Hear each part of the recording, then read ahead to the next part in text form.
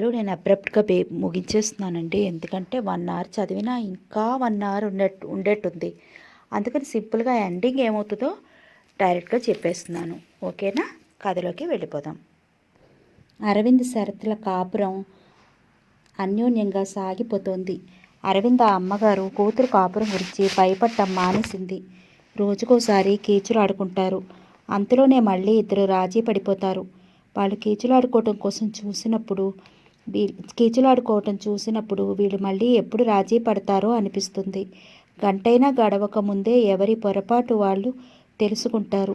పొరపాటు చేసిన వాళ్ళు సారీ చెప్పుకుంటారు. ఒకరిని ఒకరు అల్లుకుపోతారు. భార్యాభర్తల తగువులంటే అద్దం మీద ఆవగింజల్లా ఇలా ఉండాలనిపిస్తుంది. ఆ రోజు శరత్ హుషారుగా ఇంటికొచ్చాడు. అతని సంతోషాన్ని చూస్తూ అరవింద, ఈరోజు దొరగారేమిటి చిర్రుబిర్రులాడకుండా ఇంత హుషారుగా ఉన్నారు అంది నవ్వుతూ. ఈరోజు నాకు చాలా సంతోషంగా ఉంది అన్నాడు అరవిందని దగ్గరగా లాక్కుంటూ.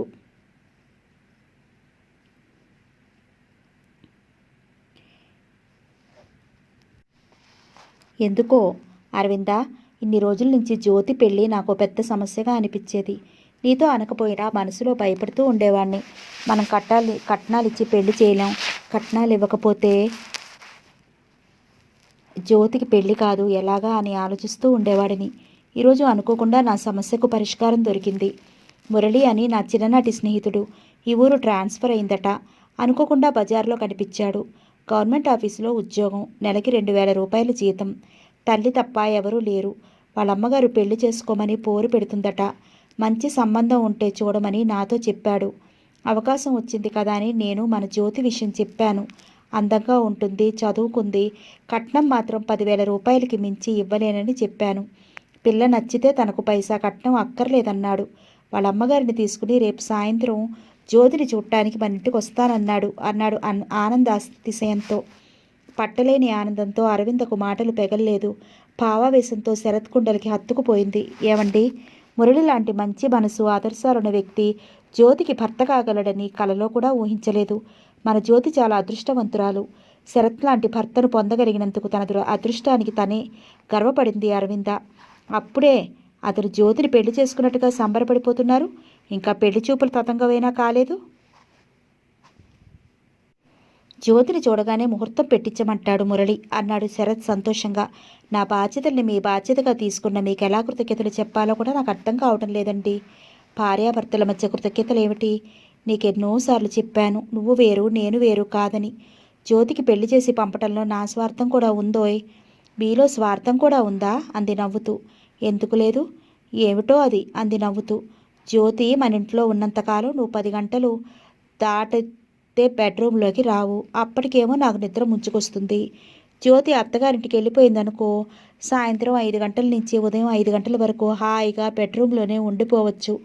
ఎలాగూ ఇంటి పనులన్నీ మీ అమ్మగారే చేస్తుంది కదా, నా పనులన్నీ నువ్వు చేయొచ్చు. పాపం, మిమ్మల్ని చూస్తుంటే నాకు జాలేస్తుందండి. ఎందుకండి? అరవిందును అనుసరిస్తూ అన్నాడు శరత్. సాయంత్రం 5 గంటల నుంచి ఉదయం 5 గంటల వరకు నాతోనే గడపొచ్చని సంబరపడుతున్నారు కదా. అయ్యగారి ఆటలు సాగనివ్వకుండా త్వరలో మన ఇంట్లోకి జూనియర్ శరత్బాబు గారు రాబోతున్నారు అంది నవ్వుతూ. కొద్ది క్షణాలు ఆలోచించిన తర్వాత కానీ అర్థం కాలేదు శరత్కి. అర్థమైన తర్వాత అరవిందను ముద్దులతో ముంచెత్తాడు. బజారుకెళ్ళి అరవిందకు పట్టుచీర, పూలు, స్వీట్స్ తెచ్చాడు. ఆ రాత్రి జీవితమంతా గుర్తుంచుకునే బరుపురాని మధుర రాత్రిలా హాయిగా ఆనందంగా గడిపారు. భార్యాభర్తల మధ్య అలాంటి మధురమైన సన్నివేశాలుంటేనే జీవితం నందనవనంగా ఉంటుంది. మురళి 2వ రోజు సాయంత్రమే వాళ్ళమ్మగారిని తీసుకుని జ్యోతిని చూడటానికి వచ్చాడు. మెరుపు తీగలా ఉన్న జ్యోతి అతనికి మొదటి చూపులోనే నచ్చింది. కట్నాలు కానుకలు ఏవి తీసుకోకుండా ఉన్నంతలో పెళ్లి చేసుకున్నాడు జ్యోతిని మురళి. జ్యోతి పెళ్లి కోసమని ఉంచిన 10,000 రూపాయలు కాపురానికి పంపుతున్నప్పుడు జ్యోతి చేతిలో పెట్టాడు శరత్. జ్యోతి తన పాదాలకు వంగి నమస్కరిస్తుంటే బాధ్యత బరువైనదే అయినా ఆ బరువును మోయటంలో కూడా తృప్తి, ఆనందం ఉంటాయన్న విషయం అర్థమైంది శరత్కు. అల్లుడిని చూస్తుంటే తనకు కొడుకులు లేరన్న కొరత తీరినట్లు అనిపించింది జ్యోతి అమ్మగారికి. జ్యోతి కాపురానికి వెళ్ళింది. 4 రోజులు జ్యోతితో పాటు ఉండొస్తానని వాళ్ళ అమ్మగారు కూడా వెళ్ళింది. వాళ్ళిద్దరూ వెళ్ళటంతో ఇల్లంతా బోసిగా ఉన్నట్టు అనిపించింది. శరత్ ఆఫీసు నుంచి వచ్చి బట్టలు కూడా మార్చుకోకుండా ఈజీ చైర్లో కూర్చున్నాడు. 2 కప్పులతో టీ తీసుకొచ్చి శరత్కు ఒక కప్పు ఇచ్చి తాను కప్పు తీసుకుని అతనికి ఎదురుగా కూర్చుంది అరవింద. ఏమిటి అలా ఉన్నారు? ఏం లేదు, ముఖం వాడిపోయినట్టుగా దిగులుగా అదోలా ఉంది. ఏం జరిగింది? ఏదైనా జరిగితే నీకు చెప్పనా? ఏమీ జరగలేదు. మరెందుకు అలా ఉన్నారు? ఏం లేదు. రోజు ఇంటికొచ్చేసరికి మీ అమ్మ జ్యోతి కనిపించేవారు. వాళ్ళిద్దరూ లేకపోయేసరికి ఇంట్లో రావాలనిపించలేదు. నాకు దిగులుగా బాధగా ఉంది. శరత్ మాటలకు నవ్వింది అరవింద. జ్యోతిని ఎప్పుడెప్పుడు అత్తగారింటికి పంపుదామని ఎదురు చూశారు ఇంతకాలం. ఇప్పుడేమో కన్నబిడ్డ అత్తగారింటికి పంపుతున్నట్టు దిగులు పడిపోతున్నారు. జ్యోతి నవ్వులు మాటలు వినిపించకపోతే ఏమిటోగా ఉంది అరవింద. రేపు ఉదయాన్నే వెళ్ళి మీ అమ్మగారిని తీసుకురా. ఆమెన్నా ఉంటే కాస్త నయం కాదా? బావుందండి. వాళ్ళు వెళ్ళి 4 రోజులైనా కాలేదు. అప్పుడే అంత దిగులు పడిపోతున్నారేమిటి? నేను చెప్పినట్టు చేస్తావా లేదా? అలాగే చేస్తాను అంది మనసారా నవ్వుతూ అరవింద. ఆమె నవ్వు ముఖాన్ని చూస్తూ రిలీఫ్గా ఫీల్ అయ్యాడు శరత్. బాలు అందాన్ని చూసి కొందరు, అతని మంచిదనాన్ని చూసి మరికొందరు, అతని సహాయాన్ని అందుకున్నవారు ఇంకొందరు, ఇలా చాలామంది అమ్మాయిలు అతనికి దగ్గరవ్వాలని ప్రయత్నించారు. వాళ్ళల్లో విజయ అనే అమ్మాయి ముఖ్యమైనది. ఆ అమ్మాయి నాన్నగారు బాలు ఆఫీసులో వాచ్మ్యాన్. చదివించే స్తోమత లేక విజయను కాలేజీ మానిపిస్తుంటే బాలు మందలించి ఆమె చదువు పూర్తయ్యే వరకు తను సహాయం చేస్తానన్నాడు. అలాగే ఆమె డిగ్రీ పూర్తి చేసే వరకు ఆర్థిక సహాయం చేయటమే కాకుండా చదువు పూర్తవగానే ఆమెకు మంచి ఉద్యోగం కూడా చూపించాడు. బాలు అంటే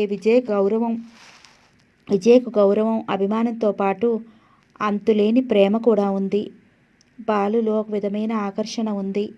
పువ్వులు తమ సువాసనలు వెదజల్లుతూ భ్రమరాలను ఎలా ఆకర్షిస్తాయో బాలు మాటలు కూడా వినసొంపుగా ఆకర్షణీయంగా అమ్మాయిలని ఆకర్షిస్తాయి. విజయకు బాలును చూడాలని, బాలుతో మాట్లాడాలని కోరిక. బాలు మాటల్లో మాత్రం అందరికీ ఎంతో దగ్గరైనట్లుగా కనిపిస్తాడు. ఎంత దగ్గరైనట్టుగా అనిపిస్తాడో అంత దూరంలో ఉంటాడు. ఏదో ఒక వంకతో విజయ బాలు ఆఫీస్కి వస్తుంది. విజయ పనిచేసే ఆఫీసు బాలు ఆఫీసుకు దగ్గర. ఆఫీసు నుంచి వస్తూ బాలు దగ్గరకు వస్తుంది. అలా వారానికి 2 సార్లైనా వస్తూ ఉంటుంది. స్టాఫ్ అంతా 5-5:30 కల్లా ఆఫీస్ నుంచి వెళ్ళిపోతారు. విజయ్ వస్తే 7 గంటల వరకు ఆమెతో మాట్లాడుతూ ఆఫీస్ రూమ్లోనే కూర్చుంటాడు బాలు. అతని మీద ప్రేమతో విజయ కూర్చుంటుంది. ఇంటికెళ్ళి మాత్రం చేసేదేముంది, కాలక్షేపం అవుతుంది కదా అన్నట్టుగా బాలు కూర్చుంటాడు. ఆ రోజు విజయ వచ్చింది. బాలు మీద విజయ ప్రేమను పెంచుకుంటుందన్న విషయం విజయను చూసిన మొదటి రోజే అర్థం చేసుకుంది పరిమళ. విజయ వచ్చి గంట అయింది. వాళ్ళని అలా చూస్తుంటే పరిమళకు అనీజీగా ఉంది. వాళ్ళిద్దరూ మాట్లాడుకుంటూ ఆఫీస్ రూమ్లో కూర్చున్నారు. పరిమళ వేరే రూమ్లో కూర్చుంది. గతాన్ని తలుచుకుంటూ అప్పుడలా అమ్మా నాన్న మాటలకు తలంచకుండా ధైర్యంగా బాలుని పెళ్లి చేసుకుంటే అని నిట్టూర్పులు వినటం వల్ల ప్రయోజనం ఉండదని తెలిసినా అలా అనుకుని బాధపడకుండా ఉండలేకపోతోంది ఈ మధ్య. మనసు తీరని అసంతృప్తికి లోనవుతోంది. ప్రపంచంలో అందరికన్నా అదృష్టవంతులు ఎవరంటే అందిన జీవితంతో రాజీ పడుతూ సర్దుకుపోయేవాళ్లే. అలా రాజీ పడకపోతే జీవితమే నరకమవుతుంది. పరిమళకు వాళ్ళ మాటలు కూడా వినిపిస్తున్నాయి. కావాలనే మాటలు వినిపించేటంత దగ్గరగా కూర్చుంది పరిమళ. విజయ, నేనెంతో మందికి సహాయం చేస్తూ ఉంటాను. వాళ్ళలో నువ్వు ఒకదానివి. అందుకుగాను నువ్వెన్నిసార్లు కృతజ్ఞతలు చెప్పనవసరం లేదు. చెప్పకుండా ఉండలేకపోతున్నాను అంది విజయ నవ్వుతూ. కాదు, చెప్పటాన్ని అలవాటుగా చేసుకున్నావు. మీరెలా అనుకున్నా సరే. విజయ మనసులో ఆలోచనలు ఇలా సాగుతున్నాయి. చక్కని ఆలోచనలు, ఉత్పన్నమైన అభిప్రాయాలు, మంచి మనస్సు, స్థిరమైన నిర్ణయాలు ఉన్న సమర్థుడైన వ్యక్తి బాలు. ఏ అసమర్థుడినో పెళ్లి చేసుకునే కంటే ఇలాంటి వ్యక్తికి సెకండ్ ఫ్యామిలీగా ఉండటం మంచిది. నాన్న మాటల ద్వారా భార్య అంటే బాలుకి ఇష్టం లేనట్లు అర్థమవుతోంది. ఈ అవకాశాన్ని నేను ఉపయోగించుకుంటే నాన్నకు కూడా నేను బాలుకు సెకండ్ ఫ్యామిలీగా ఉండటం ఇష్టమే. ఎందుకంటే ముగ్గురు అక్కలకు పెళ్లిళ్ళు చేసి పంపించేసరికి నాన్న పని అయిపోయింది. నేను బాలుకి సెకండ్ ఫ్యామిలీని అయితే నా అంతస్తుతో పాటు వాళ్ళ అంతస్తు పెరుగుతుంది. చివరి జీవితం ఏ ఉడిదుడుకులు లేకుండా ప్రశాంతంగా గడిచిపోతుంది. ఎవరి ఆలోచనలు వాళ్ళకున్నాయి. అమ్మా నాన్న మాటల్లో కూడా ఆ విషయం స్పష్టమవుతోంది. కానీ బాలుని నా దారిలోకి తెచ్చుకోవటం ఎలా అన్నదే సమస్య. ఏమిటి అంత దీర్ఘంగా ఆలోచిస్తున్నావు? ఏం లేదు అంది తొట్టుపాటుగా. ఇంటి దగ్గర పనేం లేదా అన్నాడు బాలు. అప్పటికే విజయ వచ్చి గంట అయింది. పరిమళ ఇంటికి వెళ్లకుండా కూర్చుని ఉంది. రోజు అయితే 5 గంటలు కావటం ఆలస్యం. స్టాఫ్ అందరికంటే ముందుగా వెళ్ళిపోతుంది. అటువంటిది 6:30 అయినా వెళ్లకుండా అలాగే కూర్చుంది. నాతో ఏదైనా మాట్లాడాలని కూర్చుందేమో. పరిమళ ఎదురుగా విజయ్తో ఇంతసేపు మాట్లాడాలంటే గిల్టీగా ఉంది. విజయ వాలకం చూస్తుంటే ఇప్పట్లో కదిలేలా లేదు. అమ్మ ఉంటుందిగా, నన్నే పని ముట్టుకోనివ్వదు.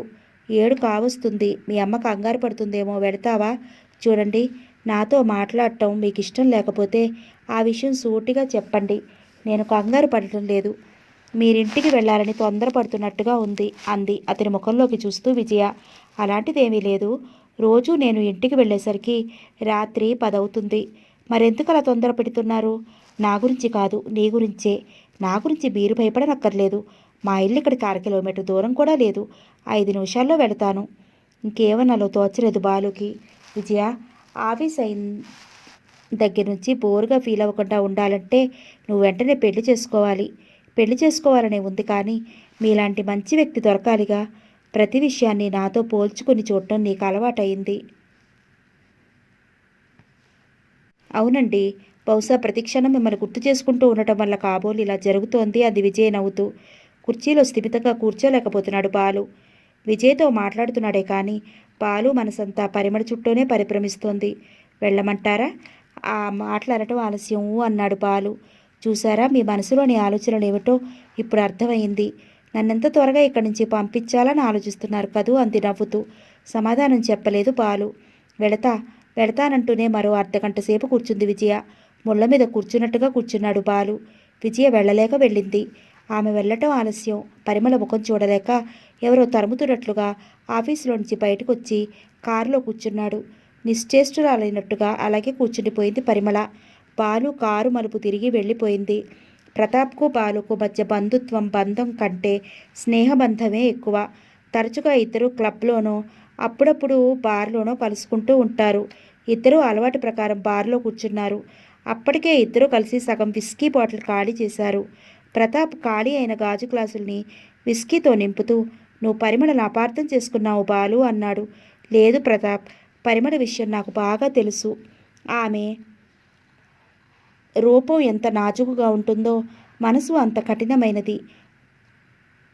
బాయ్ లాంటి ఆమె మనసులో ప్రేమానురాగాలకు రాయి లాంటి ఆమె మనసులో ప్రేమానురాగాలకు చోటు లేదు.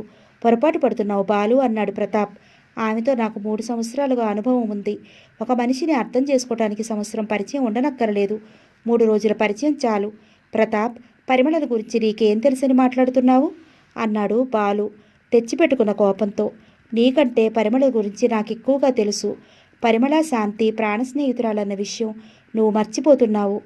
మొదట కొన్ని రోజుల వరకు నన్ను గుర్తుపట్టనట్టుగా నటించింది తెలుసా? ఆ మూర్ఖురాలి ప్రవర్తనకు ఎన్ని రోజులు నరకయాతన అనుభవించానో మాటల్లో చెప్పలేను. పరిమళ నా ప్రేమను పూర్తిగా మర్చిపోయింది ప్రతాప్. అసలు ఈ ఆడవాళ్ళ నైజమే ఇంతేనేమో.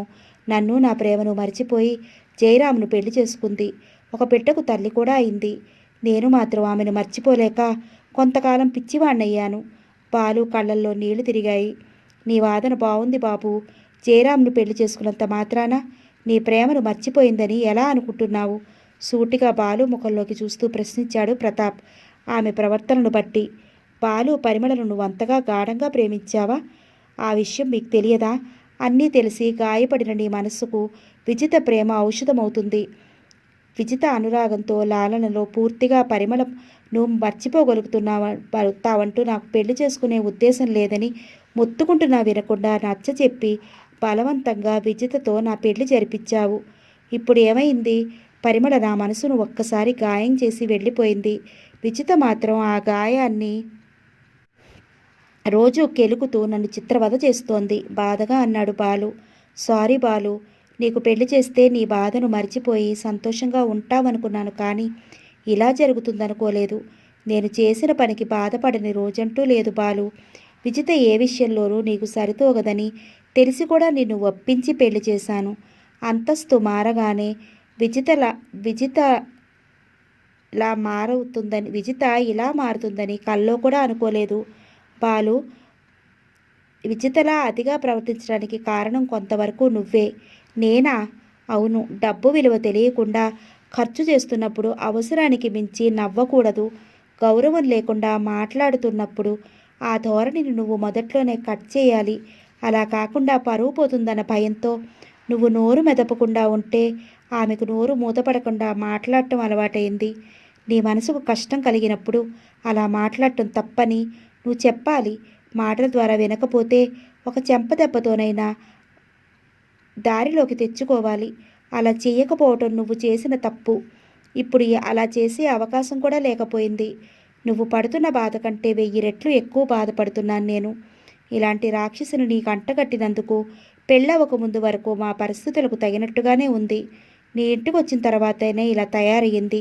ఇటువంటి సమయంలో విజితను గుర్తు చేసి నా మూడు పాడు చేయకు. ఆమెను మర్చిపోవాలనే ఇక్కడికి వచ్చాను. ఆమెను గురించి తప్ప ఇంకేదైనా మాట్లాడు వేదనగా అన్నాడు. సారీ బాలు. ప్రతాప్, నాకు పరిమళ కొడుకు కావాలి. ఈ రోజుకు రేపుకు కాదు, శాశ్వతంగా నాకు కావాలి. బాబును డబ్బుతో కొనలేవు. ఎలా శాశ్వతంగా నీకు సొంతం చేసుకుంటావు? ఆలోచన లేకుండా మాట్లాడుతున్నావు బాధగా అన్నాడు ప్రతాప్. ఆలోచించే మాట్లాడుతున్నాను. బాబు లేకుండా నేను బ్రతకలేను. బాబు నా ఎదురుగా ఉంటే పరిమళ నాతో ఉన్న అనుభూతి కలుగుతుంది.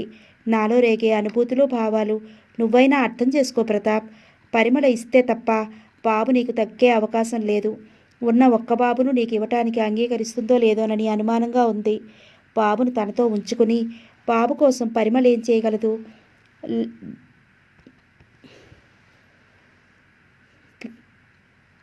పెద్ద చదువులు చదివించగలదా?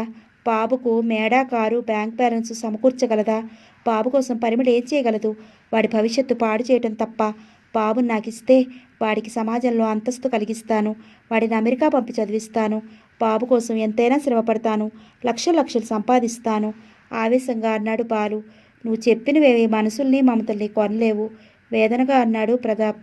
తీపాయి మీద ఉన్న బాటిల్ అందుకుని నీళ్లు కూడా కలుపుకోకుండా బాటిల్ ఎత్తి మంచినీళ్ళలా విస్కీని గటగటా తాగేశాడు.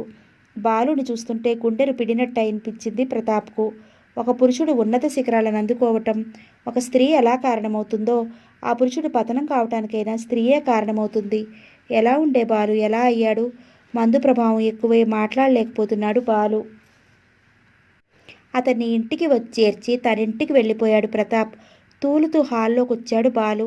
విచిత నిద్రపోతోంది. పనికుర్రాడు పరిగెత్తుకుంటూ వచ్చాడు.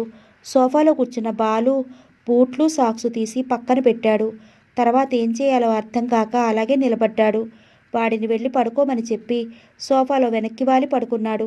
బట్టలు కూడా మార్చుకోకుండా అలాగే నిద్రపోయాడు. బాలుకి లక్షల కొద్దీ డబ్బుంది, మేడలున్నాయి, కారులున్నాయి. అయినా ఏమిటి లాభం? మనిషికి కావలసింది అవి మాత్రమే కాదు, మమత కావాలి, ప్రేమ కావాలి, అనురాగం కావాలి, ఆప్యాయత కావాలి. బాలును ఇంటికి పంపించి ఇంటికి వెళ్ళిన ప్రతాప్కు ఎంత ప్రయత్నించినా నిద్ర పట్టలేదు. బాలు మాటలే మనసులో మారుమోగుతున్నాయి. బాబును బాలుకి దగ్గర చేయాలి. ఎలా? విజితతో పెళ్లి జరిపించి బాలుకి మనశ్శాంతి లేకుండా చేశాను. బాబును దగ్గర చేసి ఆ పాపానికి ప్రాయశ్చిత్తం చేసుకుంటాను. పరిమళ మొండి మనిషి. తను పట్టిన కుందేలకి మూడే కాళ్ళంటుంది. అయినా ఉన్న బిడ్డను బాలుకి ఇవ్వమని అడగటం కూడా న్యాయం కాదు. స్త్రీ కన్నబిడ్డను మాత్రం ఎవరికోసం త్యాగం చేయదు. అయినా నా ప్రయత్నం నేను చేసి చూస్తాను. నేనుగా అడగటం కంటే శాంతి ద్వారా మాట్లాడితేనే బాగుంటుందేమో. బాలు పూర్తిగా పతనం కాకముందే ఈ పని చేయాలి. ఆ క్షణంలోనే శాంతితో మాట్లాడదామని ఆమె వైపు చూశాడు. శాంతి మంచి నిద్రలో ఉంది. ఆమెను డిస్టర్బ్ చేయకుండా కళ్ళు మూసుకుని పడుకున్నాడు. బాలు కుటుంబ విషయాలు అతనుగా ఎవరికీ చెప్పనక్కర్లేకుండానే విజిత ద్వారా నలుగురికి తెలిసిపోతూ ఉంటాయి. ఎవరైనా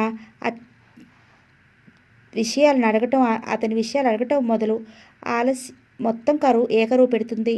వాచ్మ్యాన్కి అన్ని విషయాలు తెలుసు. తన కూతురు ఏదో విధంగా బాలుని వల్లో వేసుకుంటే కలలో కూడా ఊహించని అదృష్టం తగ్గుతుంది. అందుకే బాలు ఆఫీసుకు దగ్గరగా ఇల్లు తీసుకున్నాడు. కూతురు విజయ్కు తన పూర్తి సహకారం అందిస్తున్నాడు. విజయ రాకపోకలు అధికం చేసింది. బాబు పరిమళ గురించిన వేదనతో బాలు డ్రింక్ చేయడం అధికం చేశాడు. ప్రతాప్ అలవాటును తగ్గించాలని ఎంత ప్రయత్నిస్తున్నా బాలు అతని మాట వినటం లేదు. అతని బలహీనతను ఉపయోగించుకోవాలని ఆశపడుతున్నారు తండ్రి కూతుళ్ళు. 4 నెలల నుంచి వాళ్ళ ప్రయత్నాలు సాగుతున్నా ప్రయోజనం లేకుండా ఉంది. ఆ రోజు ఉదయం నుంచే సన్నగా కురుస్తున్న వర్షం సాయంత్రానికి కొండపోతగా కురవటం మొదలుపెట్టింది. 5 గంటలు కావటం ఆలస్యం. స్టాఫ్ అంతా వెళ్ళిపోయారు. 3:30కు బాబు కాన్వెంట్ వదులుతారు. బాలు కారు డ్రైవర్ తీసుకుని వెళ్ళి కాన్వెంట్ నుంచి బాబుని విజిత దగ్గరకు తీసుకెళ్తాడు. విజిత 1 గంట బాబుతో కాలక్షేపం తర్వాత బాబుకు తనే టిఫిన్ తినిపించి పాలు తాగిస్తుంది. ఆ తర్వాత బాబును మళ్ళీ కారులో ఆఫీస్ దగ్గరకు తీసుకొస్తారు. అక్కడి నుంచి బాబుని తీసుకుని రిక్షాలో పరిమళ ఇంటికి వెళ్ళిపోతుంది. వర్షం బాగా ఎక్కువైంది. విజిత ఆఫీస్కు ఇంటి నుంచి ఫోన్ చేసింది. బాబుని ఈ రాత్రికి మన ఇంట్లోనే ఉంచుకుందామా? ఇంత వర్షంలో ఎలా పంపను? ఉరుముతున్నప్పుడల్లా బాబు భయపడుతున్నాడని బాబుని ఇంటి దగ్గర ఉంచమని చెప్పాడు బాలు. పరిమళకు చెప్దామనుకునేంతలో విజయ వచ్చింది. చెప్పలేదు. అందరూ వెళ్ళిపోయినా బాబు కోసం ఎదురు చూస్తూ పరిమళ ఒక్కతే ఉండిపోయింది. విజయ ఆఫీసు రూమ్లోకి వెళ్ళటం పరిమళ చూసింది. తడిసిన చీరలో విజయ అందాలను స్పష్టంగా కనిపిస్తున్నాయి. బాలుకి స్త్రీకున్నంత నిగ్రహం పురుషులకుండదు. ప్రేమ వేరు కావటం వేరు. కామం ఎవరితోనైనా పొందవచ్చు. ప్రేమను మాత్రం పొందాలన్నా ఇవ్వాలన్నా ప్రేమించిన వాళ్ళ దగ్గర మాత్రమే సాధ్యమవుతుంది. ఆమెను అలా చూస్తుంటే బాలు శరీరంలో ఓ ఉద్వేగం. జోరుగా కురుస్తున్న వర్షంలో పాలరాతి బొమ్మల తడిసిన చీరతో యవ్వనపు కాంతితో మెరిసిపోతున్న విజయ సోయగారు ఆమె లేత వయస్సు అతని సర్వస్వం మర్చిపోయేలా అతని శరీరాన్ని చల్లదనపు పులకరింతలతో తడిపేస్తున్నాయి. బాలు కళ్ళలో కనిపిస్తున్న ఎరుపు రంగు చూసి చిద్విలాసంగా ఎంత వారలైనా కాంతదాసులేగా అన్నట్లుగా నవ్వింది. ఆ చూపులతో ఆమె శరీరాన్ని తడిమి చూస్తున్న బాలుకు ఆ నవ్వు తన కోసమే అన్నట్లుగా తన్మయత్వం చెందాడు. ఇంత వర్షంలో ఎందుకొచ్చావు? మీకోసమే అంది విజయ ఓరకట్ట అతన్ని చూస్తూ. అంత వర్షంలో రాకపోతేయే? వర్షం కురుస్తుందని మనం భోంచేయటం మానేస్తున్నామా? నాకు భోజనం కంటే కూడా మిమ్మల్ని చూడటమే ముఖ్యం అంది నవ్వుతూ. మల్లెలు విరిజమ్మినట్లుగా ఉంది ఆమె నవ్వుతుంటే. బుగ్గల్లో సొట్టలు పడ్డాయి. ఆమె నవ్వుకు సిల్కు చీర పమిట జారి ఒళ్ళో పడింది. బాలుకు ఆమె యవ్వన సంపదను చూస్తుంటే మొదటి పెక్కుకే కిక్కొచ్చినంత పనైంది. ఏమిటి అలా చూస్తున్నారు? నువ్వు చాలా అందంగా ఉన్నావు. నా అందాన్ని ఈరోజే గమనించారా? పరధ్యానంగా అన్నాడు. ఏమిటి అంది అతన్ని రెచ్చగొడుతూ. అదే తడిసిన చీరలో నీ అందాలు అందంగా కనిపిస్తున్నాయి అన్నాడు తొట్రుపాటుగా. మగవాడికి కొన్ని సహజమైన బలహీనతలు ఉన్నాయి. ఒక్క బాలులోనే కాదు, చాలామంది మగవాళ్ళలో అందమైన అమ్మాయిలు కనిపిస్తే పువ్వు చుట్టూ తిరిగే భ్రమరంలా ఆ అందం మీదనే చూపులు నిలుపుతారు. ఈ అందాలన్నీ మీకోసమే దాచుంచాను అంది నవ్వుతూ. నిజంగానా? బిజినెస్ మ్యాగ్నెట్లు ఆ మాత్రం అర్థం చేసుకోలేరా? నాకు పెళ్ళయింది. నాకు కాలేదుగా. పెళ్ళైన మగవాడిని ఎందుకు కోరుకుంటున్నావు? ప్రేమ కోసం. నువ్వు నన్ను ప్రేమిస్తున్నావా? మాటల్లో వేరుగా చెప్పాలా? విజయ, నీకు నచ్చిన వ్యక్తిని పెళ్లి చేసుకో. కట్నం, పెళ్లి ఖర్చులు ఎంత డబ్బైనా సరే నేను ఇస్తాను. చూడండి, నన్ను చదివించింది మీరు, ఉద్యోగం ఇప్పించింది మీరు, నన్ను ఈ స్థితికి తెచ్చింది మీరు.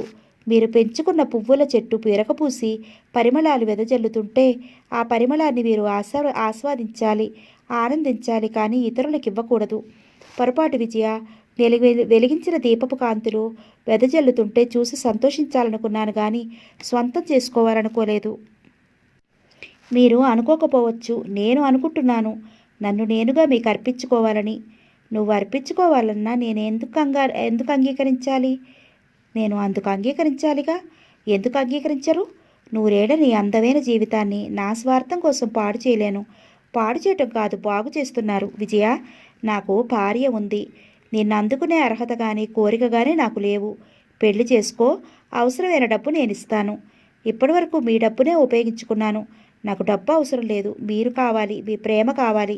మిమ్మల్ని పెళ్లి చేసుకునే అవకాశం, అర్హత నాకు లేవని తెలుసు. అయినా మీరు నాకు కావాలి. అందుకోసం నేనేం చేయడానికంటే సిద్ధంగా ఉన్నాను అంది విజయ ఆవేశంగా. విజయ, నీకేమైనా మతిపోయిందా? లేదండి. మొదట్లో నాకు సహాయం చేస్తున్నందుకు మీ పట్ల కృతజ్ఞత ఉండేది. ఆ కృతజ్ఞతలో నుంచి ప్రేమ ఉద్భవించింది. ఆ భావం నా శరీరంలోని ప్రతి భాగంలోనూ నిండిపోయింది. విజయ, నీ నిర్ణయం సరైనది కాదు. సరైనదే. నా మాట విను. పెళ్లి కావలసిన ఆడపిల్లవు. ఇలా నా చుట్టూ తిరగటం మంచిది కాదు. నలుగురు 4 రకాలుగా అనుకుంటారు. నలుగురే కాదు, 100 మంది 100 రకాలుగా అనుకోనివ్వండి. నాకేమీ భయం లేదు. నువ్వెందుకు ఇలా ఆలోచిస్తున్నావు? మీ పట్ల పెంచుకున్న ప్రేమను చంపుకోలేక, మీకు భార్యను కాలేకపోయినా మీ ఉంపటిగత్తెనైనా ఉండిపోవాలని నిర్ణయించుకున్నాను. మీరు కోరితే చాలు, నా సర్వస్వం ఈ క్షణంలో అర్పించడానికి సిద్ధంగా ఉన్నాను అంది భావోద్రేకంతో. విజయ, అవును, మీ ఉంపటిగత్తులా ఉండే అర్హత కూడా నాకు లేదంటారా? చెప్పండి. నువ్వేం మాట్లాడుతున్నావో నీకు అర్థమవుతుందా? నీకు అందం ఉంది, చదువు ఉంది, వయసు ఉంది.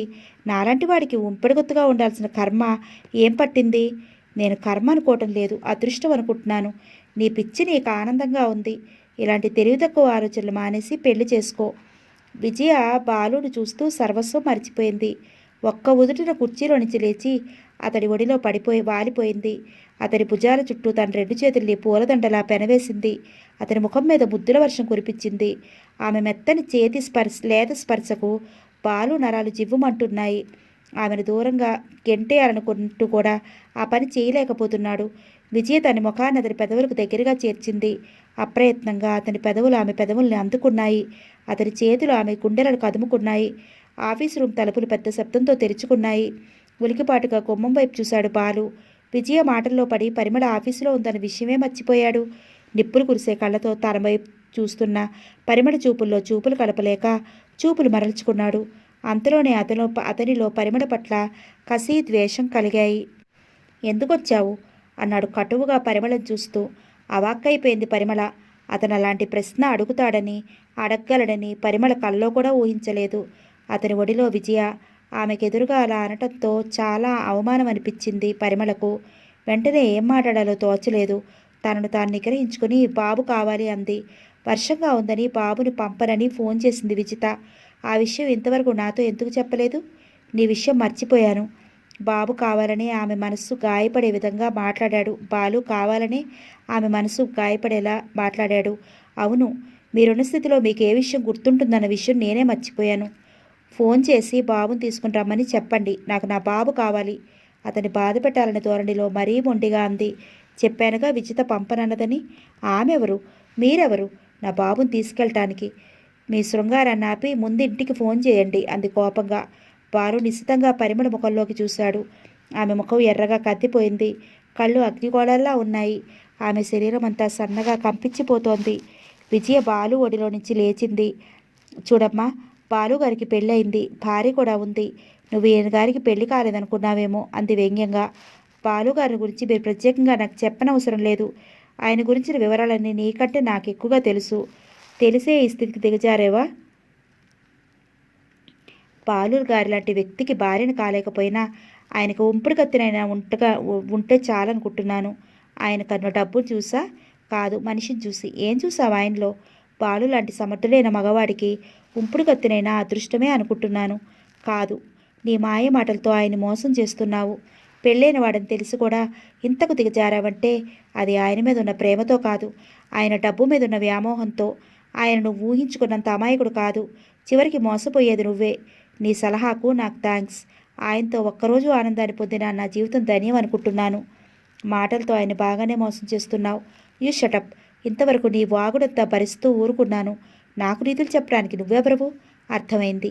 ఈ ఆఫీసులో ఈయన గారికి పర్సనల్ సెక్రటరీగా పనిచేస్తున్నావు కదా. నీకు దక్కాల్సిన బాబుగారు నాకెక్కడ దక్కుతారో అన్న భయంతో, అసూయతో ఇలా బాగుతున్నావు, అవునా? నువ్వు సెకండ్ హ్యాండ్ వస్తువు లాంటి దానివి. బాలుగారికి సెకండ్ హ్యాండ్ వస్తువులు వాడే అలవాటు లేదు. ఆయన వేసుకునే బట్టలు రోజూ మారుస్తారు. ఒకరోజు వాడిన హ్యాండ్ కర్చీఫ్ రెండో రోజు వాడరు. ఆయన గారి అభిరుచులు అలవాట్లు తెలియక నువ్వు వలలో వేసుకోవాలనుకుంటున్నావేమో. నీలాంటి సెకండ్ హ్యాండ్ వస్తువును ఆయన ఎప్పుడూ ఉపయోగించుకోరు. ఆ విషయం గుర్తుంచుకో. ఎదుటి మనిషి నీతులు చెప్పే ముందు నిన్ను నువ్వు చూసుకో అంది విజయ. బాధగా వేదనగా సుళ్ళు తిరుగుతున్న కన్నీటితో బాలు వైపు చూసింది పరిమళ. విజయ, ఇంటికి వెళ్ళు అన్నాడు. ఇంత వర్షంలోనా? గాబరాగా అంది. విజయను నెట్టేసి కుర్చీలో నుంచి లేచాడు బాలు. ఒక్క నిమిషం కూడా అక్కడ నిలబడలేకపోయింది పరిమళ. ఆ వర్షంలో తడుస్తూనే గేటు దగ్గరికి పరిగెత్తింది. బాలు అతని వెనుకనే విజయ ఆఫీస్ రూమ్ నుంచి బయటకు వచ్చారు. వాచ్మన్ని పిలిచి విజయను టాక్సీలో ఇంటికి పంపించమని రమ్మని జేబులో నుంచి 100 రూపాయల నోటు తీసి వాచ్మన్ చేతిలో పెట్టి గేటు దగ్గరికి పరిగెత్తాడు బాలు. వర్షంలోని తడుస్తూ ముందుకెళ్తోంది పరిమళ. 2 నిమిషాల్లో ఆమెను చేరుకున్నాడు బాలు. పరిమళ, ఆగు, టాక్సీలో వెళదాం. అతని మాటలు వినిపించుకోకుండా నడుస్తూనే ఉంది పరిమళ. అప్పటికే ఇద్దరి బట్టలు పూర్తిగా తడిసిపోయాయి. ఉరుములు మెరుపులు విపరీతంగా కురుస్తున్న వర్షం. పరిమళ, టాక్సీ కనిపించేంత వరకు ఈ చెట్టు కింద నిల్చుందాం అన్నాడు. మాట్లాడకుండా నడుస్తూనే ఉంది పరిమళ. ఇంతలో అటువైపు వస్తున్న టాక్సీ కనిపించింది. బాలు ఆపి పరిమళను టాక్సీలో కూర్చోమన్నాడు. అక్కర్లేదు అంది మొండిగా. 5 నిమిషాలు బతిమాలిన పరిమళ ఆక్కుండా నడుస్తూనే ఉంది. టాక్సీ అతనికి 20 రూపాయలు ఇచ్చి పంపించాడు. ఇందులో లైట్లు కూడా పోయాయి. చాలా దూరం నడిచిన తర్వాత ఆటో కనిపించింది. ఎంత బ్రతిమాలినా తనతో పాటు ఆటో ఎక్కడానికి పరిమళ నిరాకరించడంతో కోపం వచ్చింది బాలుకి. వర్షం చూస్తే కొండ పోతలా కురుస్తోంది. వర్షం మూలంగా జనసంచారం లేక వీధులన్నీ నిర్మానుష్యంగా ఉన్నాయి.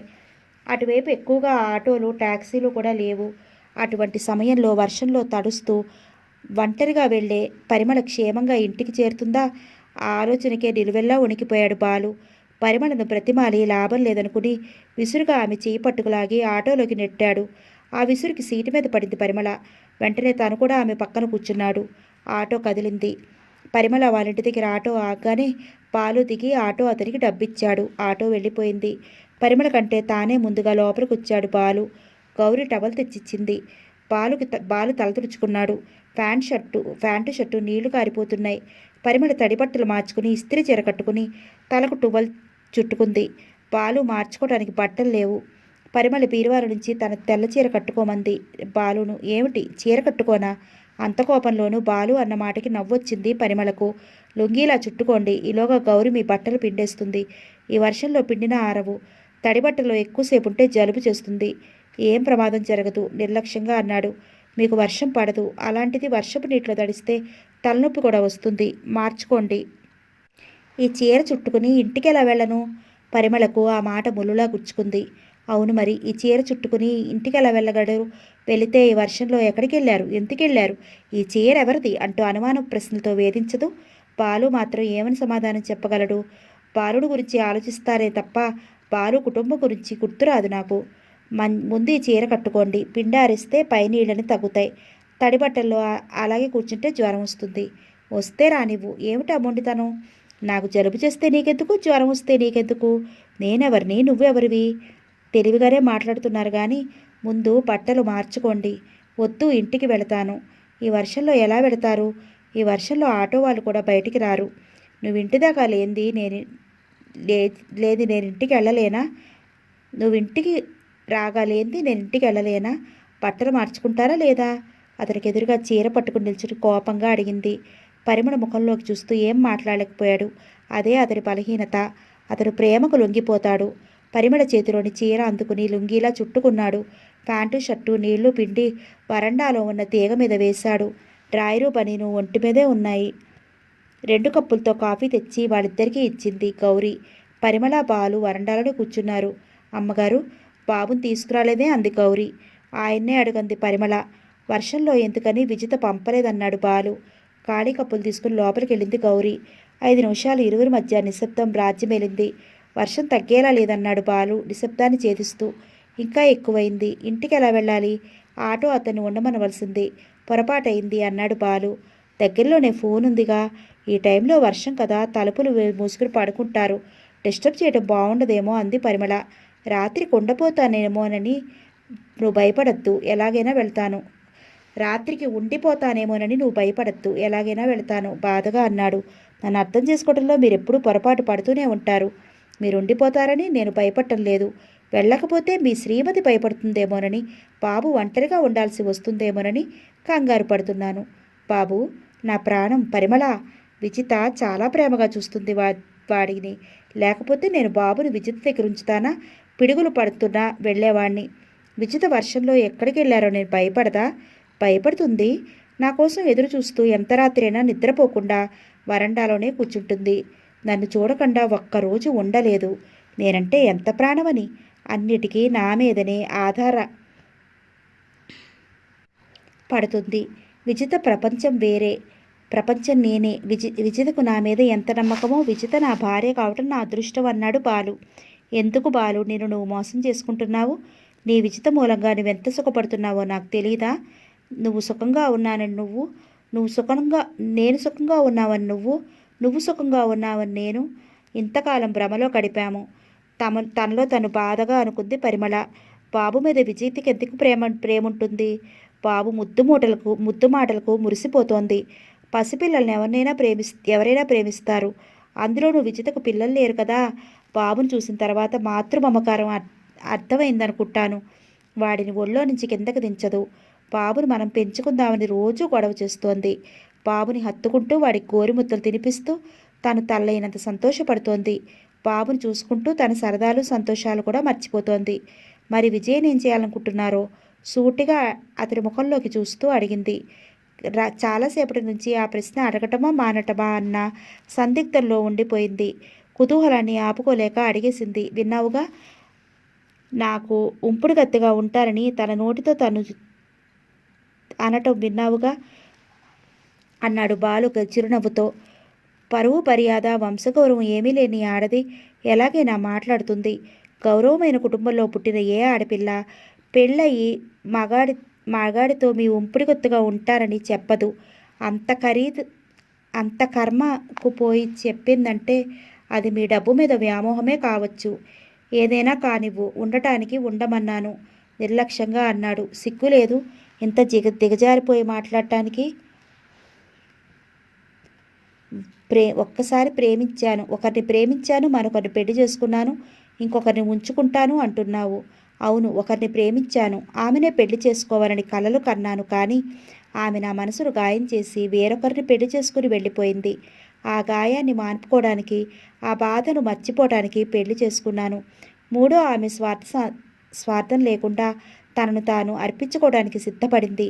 అటువంటి త్యాగమూర్తిని ఎవరైనా వదులుకుంటారా? ఆమె మీరనుకున్నంత త్యాగమూర్తి కాదు. అణువడుగు స్వార్థం నిలబడి ఉంది.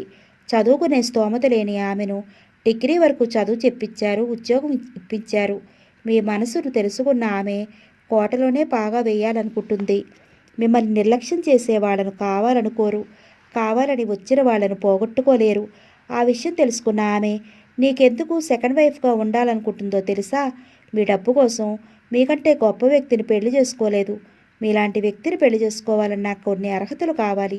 అందం, వయసు తప్ప ఏ అర్హత లేని ఆమె వాటిని పణంగా పెట్టి మిమ్మల్ని పొందాలనుకుంది.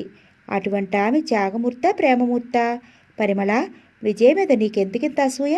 ఆమె ముఖంలోకి చూస్తూ అడిగాడు. పరిమళ ముఖంలో రంగులు మారాయి. అవును, నాకెందుకింత అసూయ? బాలు మీద నాకేం అధికారం ఉందని అలా మాట్లాడాను? విజయ నాకు కావాలి. ఒక్క విజయే కాదు, నన్నుగా ప్రేమించే వారెవరైనా సరే నాకు కావాలి. అంటే ఎంతమంది కావాలి? ఎంతమంది అయినా సరే. మీకేమైనా పిచ్చి పట్టిందా? నా డబ్బు కోసం వచ్చేవాళ్ళైనా, నా ప్రేమ కోసం వచ్చేవాళ్ళైనా ఎవరైనా సరే నేను పోగొట్టుకోను, డబ్బు సంపాదిస్తాను. ఇక నుంచి ఆ డబ్బుతో ఎన్ని విధాలైన ఆనందాలను పొందవచ్చో అన్ని విధాలా పెంచుతాను. నేను నష్టపోయిన జీవితాన్ని భర్తీ చేసుకుంటాను. చివరికి ఏమవుతుందో తెలుసా? చివరి దశల గురించి ఆలోచించను. ఈ సమయంలో ఆ దశను గురించిన ఆలోచన రాదు. కానీ ఒళ్ళంతా అంటుకున్న రోగాలతో హాస్పిటల్ పాలైనప్పుడు తెలుస్తుంది మీరు పొందిన సుఖానికి ఫలితం. మనిషి ఎప్పుడో ఒకప్పుడు చావక తప్పదు. నేను 30 సంవత్సరాలకే చస్తాను, అంతేగా? బాలు గుండెల్లో నుంచి వచ్చింది ఆ పిలుపు. ప్లీజ్ బాలు, అలా మాట్లాడొద్దు, నేను భరించలేను అంది కన్నీటితో. చచ్చిపోతానని భయపడుతున్నావా? నేనంత త్వరగా చనిపోను పరిమళ. అంత త్వరగా నా గుండె ఆగిపోదు. నువ్వు దూరమైన నాడే నా గుండె బ్రద్దలయ్యేది. అప్పుడే. పోనీ నా ప్రాణం ఇంత త్వరగా పోతుందా? బాలు ప్లీజ్. ఉపికి వస్తున్న కన్నీళ్ల మధ్య అంతకు మించి మాట్లాడలేకపోయింది. పరిమళ, నన్నెందుకు మోసం చేశావు? బ్రతకాలన్న కోరిక లేని నాలో ఒకవేళ నేను పోయినా ఈ ప్రశ్నకు నా ఆత్మను కూడా వెంటాడుతూనే ఉంటుంది. అందుకే నా ప్రశ్నకు సమాధానం కావాలి. నన్నెందుకు మోసం చేశావు? ఏడుస్తూ 2 చేతుల్లో ముఖం దాచుకుంది పరిమళ. నా ప్రశ్నకు సమాధానం కన్నీళ్లు కాదు. అంతస్తు కోసం వద్దనుకున్నావా? తక్కువ కులం వాడినన్న భావంతో కాదన్నావా? ఏ కారణంగా నన్ను కాదన్నావో చెప్పు పరిమళ. ఈ నిజం తెలియకపోతే నాకు మనశ్శాంతి లేదు. ఇప్పుడు కూడా బాలుకి నిజం చెప్పకపోతే బాలుని శాశ్వతంగా దూరం చేసుకోవలసి వస్తుంది. ఏ మనిషి జీవితంలోనైనా ప్రేమ, పెళ్ళి టర్నింగ్ పాయింట్. నా మూలంగా మోసపోయాడనుకుంటున్న బాలు కసిని పెంచుకున్నాడు. ఆ కసితోనే విజయ్కు దగ్గర అవ్వాలనుకుంటున్నాడు. డబ్బు కోసం ఏం చేయడానికన్నా వెనకాడని ఆడవాళ్ళున్నారు. అలాంటి వాళ్ళ వలలో పడితే బాలునెవరూ కాపాడలేరు. పూర్తిగా పతనమైపోతాడు. ఇంతకాలం సంపాదించుకున్న పరువు, ప్రతిష్టలు, డబ్బు, హోదా అన్నీ తుడిచిపెట్టుకుపోతాయి. చివరకు రోగాలతో శరీరం కూడా కుళ్ళిపోతుంది. వద్దు, నా బాలుని అటువంటి దారుణమైన స్థితిలో నేను చూడలేను. నా బాలు క్షేమంగా 100 ఏళ్ళు బ్రతకాలి.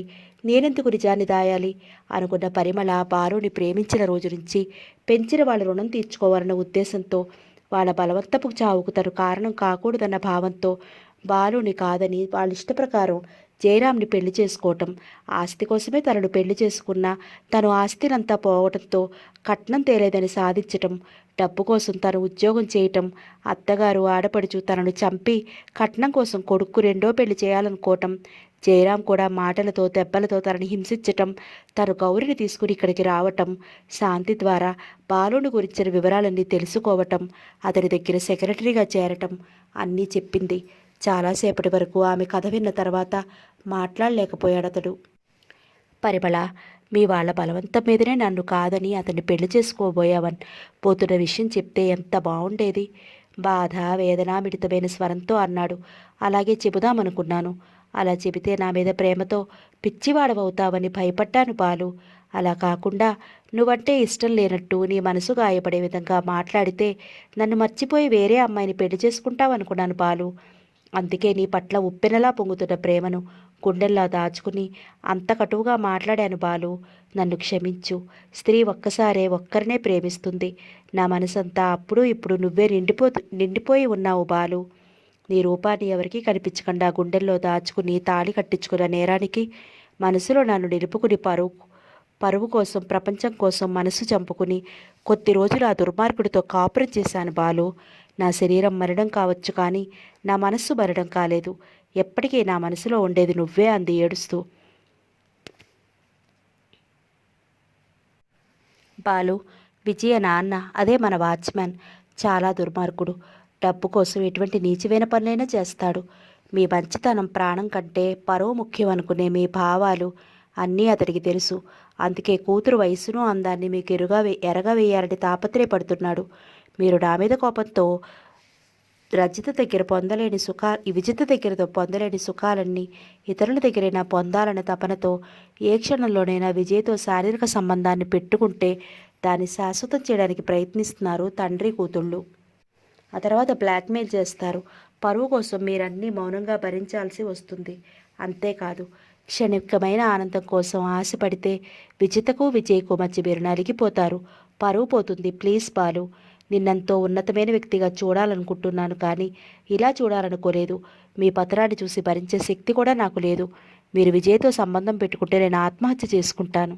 పిచ్చిదానా, నా కళ్ళకు నీ రూపం తప్ప ఇంకెవ్వరూ కనిపించరు. నిన్ను గురించి ఊహించుకుంటే తప్ప విజితతో కూడా నేను కాపురం చేయలేనే. అటువంటిది విజయతో అక్రమ సంబంధం పెట్టుకుంటానా? విజితతో కాపురం చేస్తూ నీకు అన్యాయం చేస్తున్నానని బాధపడే నేను ఇతరులతో కాపురం చేయగలనా? విజయ్తో నువ్వు నన్ను అలా చూస్తే నీ ప్రవర్తన ఎలా ఉంటుందోనని అలా చేశాను అంతే, నీ ఎదురుగా.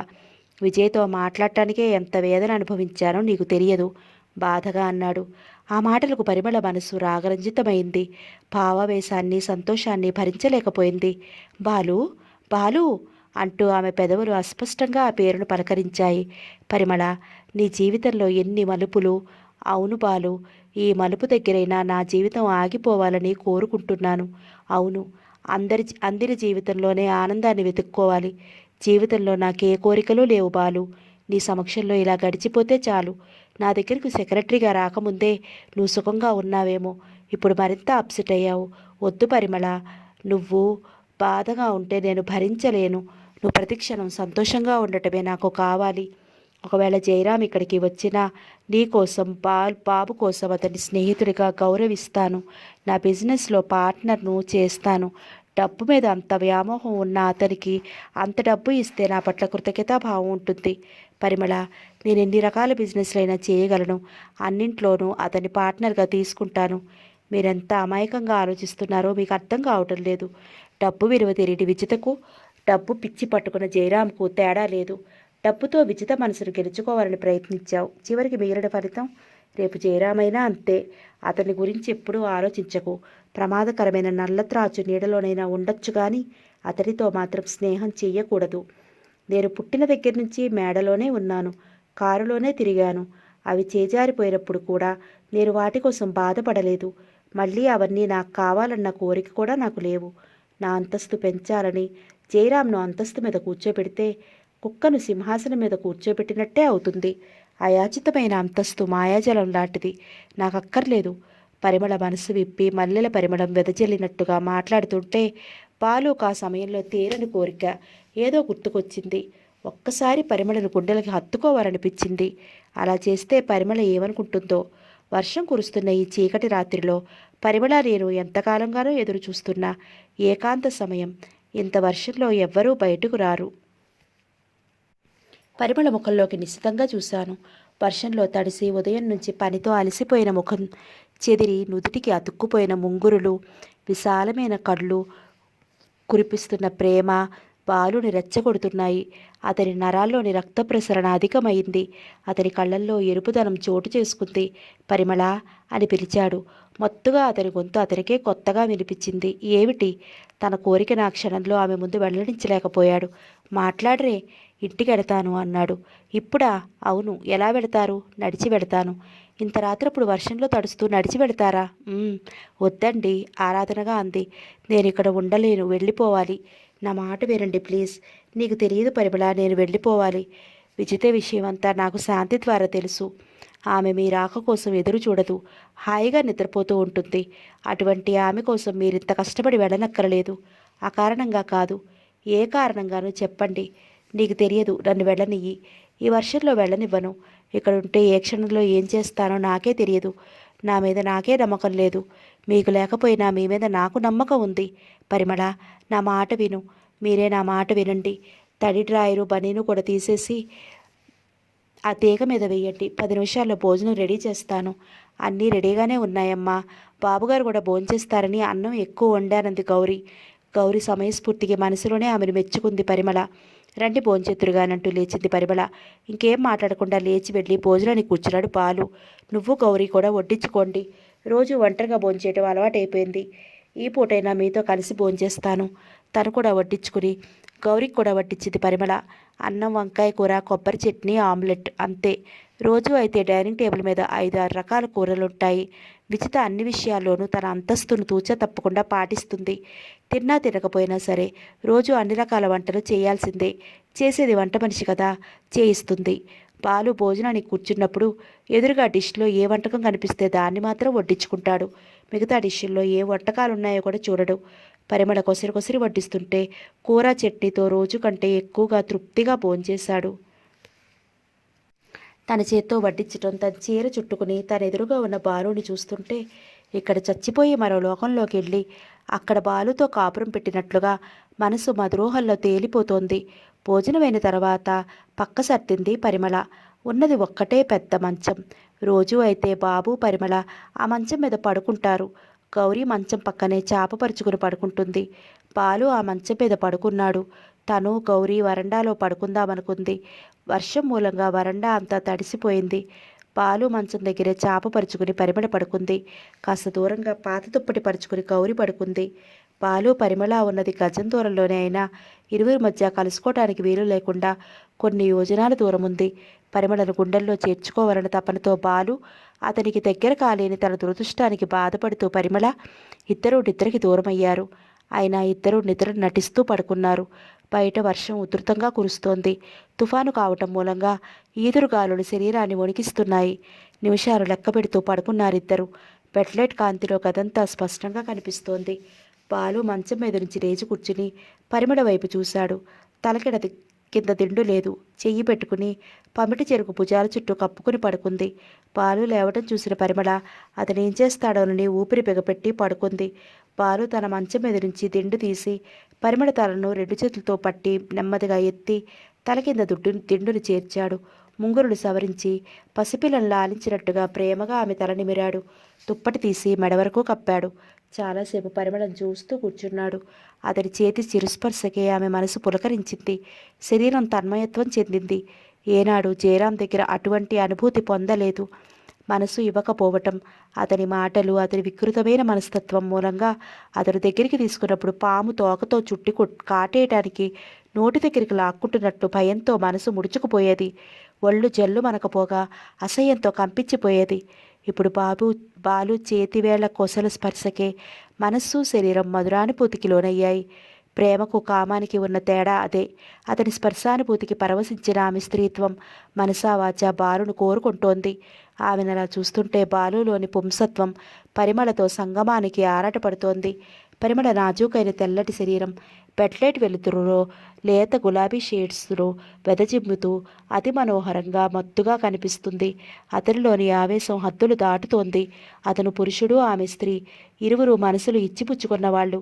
మనసు ఎంత ఆరాటపడుతున్నా సమాజం విధించిన హద్దులు దాటలేకపోతున్నారు. ప్రేమికులు ప్రేమలోని మధురిమలకు బానిసలవుతారు. ఆ మధురిమల కోసం, కోరుకున్న మనిషి కోసం అనార్కలి లైలా లాంటి వాళ్ళు ప్రాణాలనే త్యాగం చేశారు. ప్రాణం కంటే వాళ్ళకి ప్రేమే ముఖ్యమైంది. ప్రేమ కోసం ఆహుతి అయ్యారు, కానీ ప్రేమకు దూరంగా ఉండలేకపోయారు. రాజులు ప్రేమ కోసం పోరాటాలు జరిపారు, సామ్రాజ్యాన్ని కోల్పోయారు. ప్రేమించిన పురుషుడికి తన ప్రియురాలు ఒక థ్రిల్, ఆమె విస్కీ బ్రాందీల కంటే మత్తునిచ్చే మందు. ఆమె అతని జీవితానికి ఆలంబన, ఆమె అతనికి ఒక వరం, ఒక దివ్యానుభూతి. అతని ప్రపంచమే ఆమె. ఆమెను చేతుల్లోకి తీసుకోవాలనుకున్నాడు. దీమీద నీకు నమ్మకం లేకపోయినా నాకుంది పారు అన్న పరిమళ మాట గుర్తుకు వచ్చింది. పరిమళ, నీ నమ్మకాన్ని ఏ స్థితిలోనూ వమ్ము చేయను, బరువుగా రెట్టూరుస్తూ అనుకున్నాడు. అలా అనుకోగానే అతని మనసెంతో రిలీఫ్ పొందినట్టుగా అనిపించింది. నిండుగా దుప్పటి కప్పుకుని మంచం చివరకు జరిగి పడుకున్నాడు. బాలు, కోరికలు రేకెత్తించే ఈ సమయంలో కూడా నిన్ను నువ్వు కంట్రోల్ చేసుకోగలిగావు. Balu the great. నిన్ను మనసారా అభినందిస్తున్నాను బాలు, గర్వంగా అనుకుంది మనసులో పరిమళ. పరిమళ తనను మోసం చేయలేదన్న విషయం తెలిసిన తర్వాత బాలుకు ఆమె పట్ల ప్రేమ రెట్టింపైంది. రోజులు గడిచిపోతున్నాయి. విజితకు బాబు ప్రాణమయ్యాడు. బాబు కోసం సినిమాలు, షికార్లు, షాపింగ్లు చాలా వరకు తగ్గించింది. బాబుతోటిదే లోకమైంది విజితకు. శాస్త్రి గారికి, శరత్కు, అరవింద్కు పరిమళ, బాలుల మధ్య ఉన్న అనుబంధం అర్థమైంది. అయినా ఎవరికీ ఏవి తెలియనట్టు మామూలుగా ఉంటున్నారు. విజయ బాలుకు దగ్గర అవ్వాలని విశ్వప్రయత్నం చేసింది. అంతకుముందు పరిమళ మోసం చేసిందన్న కోపంతో ఆమెకు దగ్గర అనుకున్నాడు, కానీ ఆమె పట్ల బాలుకి ఎలాంటి దురుద్దేశం లేదు. తను చదివించి ఆ స్థితికి తెచ్చాడు కాబట్టి తను పెంచిన మొక్క విరగబూసినప్పుడు ఎటువంటి సంతోషం కలుగుతుందో అటువంటి సంతోషం కలుగుతుంది విజయను చూసినప్పుడు. విజయ్ కూడా స్వతహాగా మంచి మనిషే, అయితే బాలు మీద అపరిమితమైన ప్రేమ పెంచుకుంది. ఆ ప్రేమను చంపుకోలేక అతని చుట్టూ తిరుగుతోంది. అయితే వాచ్మ్యాన్ అంటే విజయ్ తండ్రి చాలా స్వార్థపరుడు. తన కూతురికి బాలుకి మధ్య పరిమళ అడ్డుపడుతోందన్న విషయం అతను ఎప్పుడో గుర్తించాడు. రాత్రి పగలు అతను అక్కడే ఉంటాడు కాబట్టి ఆఫీసులో పరిమళతో పాటు ఎక్కువసేపు మాట్లాడటం, ఆమె వెళ్తుంటే ఆమె వైపు చూడటం, అతని మాటల్లో కనిపించే ప్రేమ, వీటన్నిటిని బట్టి వాళ్ళిద్దరికీ అంతకుముందు నుంచే పరిచయం ఉందన్న విషయం తెలుసుకున్నాడు. పరిమళను ఆఫీసులో నుంచి వెళ్ళగొడితే తప్ప తన కూతురు బాలుకు చేరునవదన్న విషయాన్ని నిర్ణయానికి దానికోసం కొన్ని రోజులుగా పథకాలు ఆలోచిస్తున్నాడు. ఒకరోజు పని మీద బాలు హైదరాబాద్ వెళ్ళాడు. కావాలని పనున్నట్టుగా విజిత్ దగ్గరికి వచ్చాడు వాచ్మ్యాన్ రంగయ్య. విజిత బాబుతో ఆడుకుంటోంది. లాన్లో రంగయ్యని చూసి, అయ్యగారు హైదరాబాద్ వెళ్ళారు, రేపు సాయంత్రం దాకా రారు అంది. రంగయ్య ఎప్పుడో తప్ప ఇంటికి రాడు, అయ్యగారి కోసం వచ్చాడేమో అనుకుని అలా అంది. మీతో ఒక మాట చెప్దామని వచ్చానమ్మా అన్నాడు. విజిత కూర్చుని కుర్చీ దగ్గరగా నేల మీద కూర్చుంటూ. విజితకు పిల్లలు లేరు. అందువల్ల విజయ్కు బాలు ద్వారా సంతానం కలిగితే ఆ సంతానం కోసమైనా విజయ్ని ఇంట్లో ఉంచుకోక తప్పదు.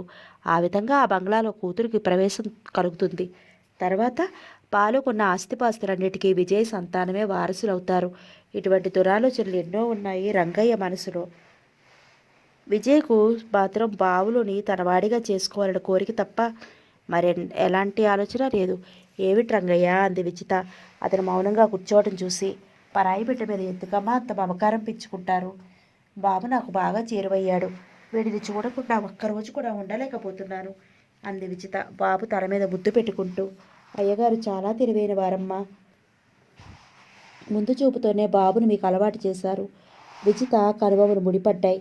ఏమిటి రంగయ్య నువ్వనేది అంది ముఖం చిట్లించి. అమ్మగారు, పెద్దవాళ్ళ వ్యవహారాల్లో మాబోటి పేదవాళ్ళని జోక్యం చేసుకోకూడదండి.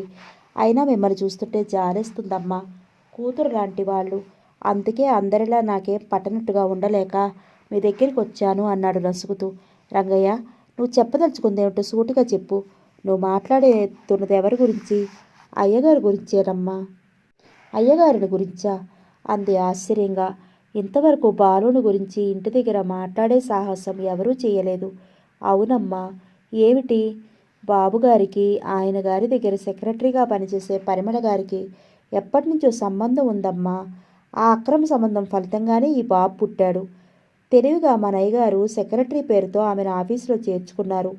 ఆమె బిడ్డను మీ ఒడిలోకి చేర్చారు. ఆమెతో ఆఫీసులో అయ్యగారి శృంగారం సాగిపోతోంది. ఆమె బిడ్డ ఈ ఆస్తంతటికి వారసుడవుతాడు. అయ్యగారు వ్యాపారంలోనే కాదమ్మా, అన్ని విషయాల్లోనూ తెలివైన వారే. పాపం ఈ నాటకం అంతా మీకు తెలియదు కదా. బాబును మీరు ప్రాణంగా పెంచుతున్నారు. అమ్మగారు, ఈ విషయాలని నాకే కదమ్మా, ఆఫీసులో అందరికీ తెలుసు. అందరూ ఎవరికి వాడు నాకెందుకని ఏం పట్టనట్టు ఊరుకుంటున్నారు. నేను అట్టా ఉండలేక మీ దగ్గరికి వచ్చానమ్మా. విజిత షాక్ తిన్నట్లుగా మాట్లాడలేకపోయింది. ఇక మొదలుపెట్టాడు రంగయ్య అమాయకురాలైన విజితను మోసం చేస్తూ.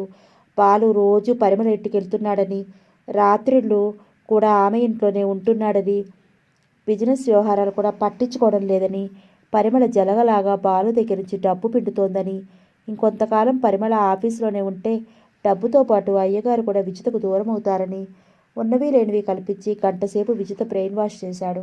అమ్మ, అయ్యగారితో చెప్పి మీరు పరిమళలో ఆఫీసులో నుంచి బయటికి పంపకపోతే అయ్యగారు మీకు శాశ్వతంగా దూరం అవుతారమ్మా అంటూ ముగించాడు. చెడు ఆకట్టుకున్నంత త్వరగా మంచి మనిషిని ఆకట్టుకోదు. రంగయ్య నాటిన విషబీజం ఇంతై అంతై మర్రి వృక్షంలా విజిత మనసంతా వ్యాపించింది. బాబుకు కాన్వెంట్కు సెలవులిచ్చారు. పగలు గౌరీ బాబును తీసుకొచ్చి విజితకిచ్చి వెళుతోంది. మళ్ళీ సాయంత్రం వచ్చి తీసుకెళ్తోంది. గౌరికి పరిమళ అంటే ఎంతో అభిమానం. చాటునైనా సరే ఆమె మీద ఏగ వాలనివ్వదు. విజిత గౌరి ద్వారా పరిమళ విషయాలని తెలుసుకోవాలని ప్రయత్నించింది. గౌరి వయసులో చిన్నదైనా అనుభవాల్లో తల పండిన లాంటిది. విజిత ఎన్ని విధాలుగా అడిగినా గౌరి సమాధానం ఒక్కటే. పరిమళ భర్త పేరు జయరాం. భార్యాభర్తల మధ్య గొడవ వచ్చి ఒకరికొకరు దూరంగా ఉంటున్నారు. త్వరలో ఇద్దరు ఒకచోటనే చేరతారని. ఎప్పుడు లేనిది విజిత అలా అడిగేసరికి గౌరికి అనుమానం వచ్చింది. విజిత పరిమళను అనుమానించడానికి ఎలాంటి ఆస్కారం లేకుండా చాలా తెలివిగా సమాధానం చెప్పింది. గౌరి చెప్పిన దానికి రంగయ్య చెప్పిన దానికి పోలికే కనిపించలేదు. విజితకు పరిమళకు భర్త ఉన్నాడని, భార్యాభర్తల గొడవల మధ్య బాబు పసి మనసు నలిగిపోతుందని తన బాబును పెంచుకుందామనుకుంటున్నట్టుగా బాలు చెప్పాడు. బాలు ఎలా చెప్పాడో గౌరీ కూడా అలాగే చెప్పింది. రంగయ్య మాత్రం మరో విధంగా చెప్పాడు. ఎవరి మాటలు నమ్మాలో, ఎవరి మాటలు నమ్మకూడదో విజితకు అర్థం కాలేదు. గౌరీ బాబుని తీసుకుని వెళ్ళిపోయింది. విజిత ఆలోచనల్లో మునిగిపోయింది. పెళ్ళి అయి 5 సంవత్సరాలే గడిచిన భర్త విలువేమిటో, భర్తను ఎలా గౌరవించాలో తెలియదు ఆమెకి. ఇప్పుడు అందరూ బాలును గౌరవించటం, బాలు ప్రేమ ఇవన్నీ ఇప్పుడిప్పుడే అర్థమవుతున్నాయి విజితకు. విలువ తెలియక ముందు అతని మనసుకు దూరంగా ఉండగలిగింది, కానీ విలువ తెలిసిన తర్వాత ఉండలేకపోయింది. పరిమళతో భర్తకి సంబంధం ఉందేమోనన్న అనుమానాన్ని కూడా భరించలేకపోయింది. నిప్పు లేనిదే పొగ రాగదంటారు. ఏ అనుమానం లేకపోతే రంగయ్య మాత్రం ఎందుకలా చెప్తాడు? రంగయ్య పనివాడే, గౌరీ పని మనిషే.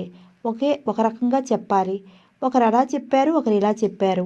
నిజం ఏమిటో ఆయన్నే అడిగి తెలుసుకుంటే బాగుంటుందేమో. అయినా ఇలాంటి విషయాల్లో మగవాళ్ళు నిజం చెప్తారా? ఆయనతో గొడవ పెట్టుకున్నా, పరిమళతో గొడవ పెట్టుకున్నా బాబుకు దూరం కావాల్సి వస్తుంది. బాబుకు దూరంగా ఉండటం నా వల్ల కాదు. వాడి ముద్దు మాటలు వినకుండా, వాడి అల్లరి చేష్టలు చూడకుండా తను ఒక్కరోజు కూడా ఉండలేదు. బాబు నిజంగా ఆయన కొడుకేనా? బాబులో ఆయన పోలికలు కనిపించవు. బాబు వాళ్ళ అమ్మ పోలికేమో. రంగయ్య చెప్పిందంతా నిజమైతే తనేం చెయ్యాలి? బాబు కోసం ఆయన ఏం చేసినా భరించాలి. బాబుకు దూరం అయ్యి బాధపడే కంటే బాబు కోసం పరిమళను భరించడమే మంచిదేమో. ఎంత ఆలోచించినా ఒక నిర్ణయానికి రాలేకపోయింది విజిత. బాలు హైదరాబాద్ నుంచి వచ్చాడు. రాగానే స్నానం చేసి ఆఫీస్కి వెళ్ళిపోయాడు. విజితకు మాట్లాడటానికి కుదరలేదు. రాత్రి పొద్దుపోయిన తర్వాత వచ్చాడు.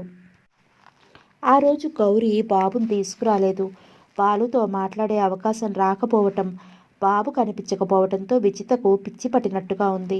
ఆ రాత్రి బాలు ఇంటికి వచ్చేసరికి రాత్రి 10 గంటలు దాటింది. నిద్ర ముంచుకొస్తున్నా అలాగే కూర్చుంది విజిత. అలవాటు ప్రకారం స్నానం, భోజనం అన్నీ ముగించి బెడ్ మీదకి చేరాడు బాలు. బాబు బాగున్నాడా? మీరెళ్ళి ఎన్ని రోజులైంది? 2 రోజులేగా. 2 రోజుల్లోనే బాబుకి ఏమవుతుంది? విజిత, ఏంటా మాటలు? అవును, 2 రోజుల్లోనే బాబుకి ఏమవుతుందని అంత ఆదుర్దాగా అడుగుతున్నారు? బాలు ఆశ్చర్యంగా విజిత ముఖంలోకి చూశాడు. ఆమె ముఖం ఉక్రోషంతో కందిపోయింది. సంభాషణ పొడిగించి తలుచుకోలేదు బాలు. బాబుకు తండ్రి ఎవరు? సూటిగా అతని ముఖంలోకి చూస్తూ అడిగింది. మనసులో ఏదో పెట్టుకుని అలా అడుగుతుందన్న విషయం అర్థమైంది బాలుకి. జయరాం అన్నాడు తాపీగా. నమ్మమంటారా? అది నీ ఇష్టం. బాబుకు తండ్రి మీరు. You shut up. గదిలో ఆ మాట మారుమోగేటంత పెద్దగా అరిచాడు బాలు. అరుపుకి ఉలిక్కిపడింది విజిత. అతనెందుకంత పెద్దగా అరిచాడో అర్థం కాలేదు. నా రక్తం పంచుకుని పుట్టిన బిడ్డకు తండ్రి ఎవరో అనామకుడని చెప్పాల్సిన కర్మ నాకు పట్టలేదు. నిజంగా బాబు నా కొడుకే అయితే నా అంత అదృష్టవంతులు ఎవరూ ఉండరు. వారికి తండ్రిని కాలేకపోవడం నా దురదృష్టం. నీకు ఇప్పటికీ బాబు తండ్రి గురించి చాలాసార్లు చెప్పాను. ఇప్పుడు చివరిసారిగా చెప్తున్నాను. బాబుకు తండ్రి జయరాం, తల్లి పరిమళ, ఆవేశంగా అన్నాడు. బిత్తరపోయింది విజిత. అతని ఆవేశాన్ని చూసి. అతనంతా ఆవేశపడటం ఇంతకుముందు ఎప్పుడు చూడలేదు. పరిమళకు నీకు ఉన్న సంబంధం అది నీలాంటి మూర్ఖురాలికి చెప్పినా అర్థం కాదు. మాట మార్చాలని ప్రయత్నించకండి. అలాంటి అవసరం, భయం నాకు లేవు. అయితే సమాధానం చెప్పండి. బాబుకు నీకు ఏం సంబంధం ఉంది? బాబు పసివాడు. పసిపిల్లల్ని ఎవరైనా ప్రేమిస్తారు. అలాగే మంచి స్నేహితుల్ని ఎవరైనా అభిమానిస్తారు. ఒక ఆడమగ మధ్య ఉండేది స్నేహం కాదు, సంబంధం. మీ ఇద్దరి మధ్య ఉన్నది సంబంధం కాదు, స్నేహం. అంటే నేనే కాదు, ఎవరూ నమ్మరు. ఒకరిని నమ్మించాల్సిన అవసరం నాకు లేదు. మీరిద్దరూ ఒకరినొకరు ప్రేమించుకున్నారు. ఏ కారణంగానో పెళ్లి చేసుకోలేకపోయారు. మన పెళ్ళైన తర్వాత ఆమె గారు మళ్ళీ మీకు దగ్గరయ్యింది. మీరేమో అక్రమ సంబంధానికి సెక్రటరీ అని పేరు పెట్టి ఆమెను ఆఫీసులో చేర్చుకుని ఆమె ఇంటిని రాకపోకలు సాగిస్తూ ఆమెతో కాపురం చేస్తున్నారు. బాబుని కావాలని నాకు దగ్గర చేస్తారు. మీ నాటకం అంతా ఇంతకాలం రహస్యంగా సాగింది. ఇప్పుడు బయటపడేసరికి బుకాయించాలని ప్రయత్నిస్తున్నారు అంది విజిత కోపంగా. నోరు ముయ్యి. అర్థం పర్థం లేని వాగుడుతో నాకు మనశ్శాంతి లేకుండా చెయ్యకు. బాబుని నీ దగ్గర చేర్చాల్సిన అవసరం నాకేమిటి? నాకెలాగూ పిల్లలు లేరు కదా. ఈ ఆస్తికంతటికీ వాడిని వారసుడిని చేయాలన్న దురుద్దేశంతోనే ఈ పని చేశారు. ఈ ఆస్తి అంతా నా స్వార్జితం. దీన్ని నేనుగా బాబుకి ఇవ్వాలని నిర్ణయించుకుంటే ఎవరూ ఆపలేరు. నేను ఒక నిర్ణయం తీసుకుంటే నువ్వు కాదు కదా, నీ బాబు అడ్డు వచ్చినా ఆగను. నీకు పిల్లలుంటే నీ పిల్లల్ని కాదని బాబుకు పెడుతుంటే బాధపడాలి. నువ్వు కన్న సంతానం లేనప్పుడు ఈ ఆస్తితో నీకేమిటి సంబంధం? నీకు భయపడి బాబును నీకు దగ్గర చేసి నీ ద్వారా వాడికి ఈ ఆస్తి ఇవ్వాల్సిన అవసరం లేదు. పరిమళకు మీకు ఎలాంటి సంబంధం లేదని బాబు మీద ప్రమాణం చేసి చెప్పండి అంది ఆఖరి అస్త్రంగా. చెయ్యను మొండిగా అన్నాడు బాలు. సంబంధం లేనప్పుడు ప్రమాణం చేయడానికి ఎందుకు భయపడుతున్నారు? మనిషి మాటలు నమ్మలేనప్పుడు ప్రమాణాలు చేసి నమ్మించాల్సిన అవసరం నాకు లేదు. నువ్వు తల్లివి కాలేదు కాబట్టి మాతృ మమకారం నీకు తెలియదు. అందుకే బాబు మీద ప్రమాణం చేయమంటున్నావు. బాబు మీద ప్రమాణం చేయటానికి నీకు, చేయటానికి నాకు ఏం అధికారం ఉందన్న విషయం ఆలోచించావా? నువ్వు ఇలా అన్న విషయం బాబు వాళ్ళమ్మకు తెలిస్తే బాబును మన ఇంటి ఛాయలకు కూడా రానివ్వదు. బాబు మీద ప్రమాణం చేసి చెప్పకపోతే మీ మాటలు నేను నమ్మను. చూడు, నువ్వు నా కళ్ళ ముందు ఆత్మహత్య చేసుకుని చచ్చిపోతున్నా నేను మాత్రం బాబు మీద ప్రమాణం చెయ్యను. అంటే మీకు పరిమళకు సంబంధం ఉందన్నమాటేగా. లేదని చెప్పినా నువ్వు నమ్మనప్పుడు ఉందనే అనుకో. మీరు ఇలాంటి వారు అనుకోలేదు. తడిగుడ్డతో గొంతులు కోసే కిరాతకులు మీరు. ఆమెతో సంబంధం పెట్టుకుంటే చూస్తూ ఊరుకుంటారనుకుంటున్నారా అంది ఉక్రోషంగా. పరిమళతో ఒక్కదానితోనే కాదు, నా ఇష్టమైనంత మందితో సంబంధం పెట్టుకుంటాను. ఏం చేసుకుంటావో చేసుకో, నీ ఇష్టం. మరింత మొండిగా అన్నాడు బాలు. అక్కడున్నంతసేపు అలాగే వాగుతూ ఉంటుందని లేచి రూమ్లో నుండి బయటకు వచ్చాడు. ఆరు బయట లాన్లో కూర్చున్నాడు. విజిత పేదింటి పిల్లైనా తాను కట్నం కానీ కానుకలు కానీ ఏమీ ఆశించకుండా మనస్ఫూర్తిగా ఆమెను పెళ్లి చేసుకున్నాడు. కానీ తనకెదురైందేమిటి? అశాంతి, అంతులేని ఆవేదన. సమాజం తనని అదృష్టవంతుడు అంటుంది, కానీ అదృష్టం ఎప్పుడు నన్ను వెక్కిరిస్తూనే ఉంటుంది. ఆ రాత్రి బాలు బెడ్రూమ్లో కాకుండా వరండాలో పడుకున్నాడు. ఉదయాన్నే స్నానం చేసి టిఫిన్ కూడా చేయకుండా కాఫీ మాత్రం త్రాగి ఆఫీస్కి వెళ్ళిపోయాడు. బడబాగ్ని లాంటి వేదనను మర్చిపోయే ప్రయత్నంలో ఆఫీస్ పనిలో మునిగిపోయాడు. ఫోన్ మోగింది. ఇంటి దగ్గర నుంచి వంట మనిషి ఫోన్ చేసింది. బాబు, నువ్వు వెంటనే బయలుదేరరా. విజితమ్మ నిద్ర మాత్రలు మింగింది రాత్రి. నిద్ర లేపుదామని గదిలోకి వెళ్ళి చూస్తే మంచం పక్కన మాత్రలు సీసా పడుంది. విజితకు తెలివి లేదు. బాలు చేతిలో నుంచి ఫోన్ జారి కింద పడింది.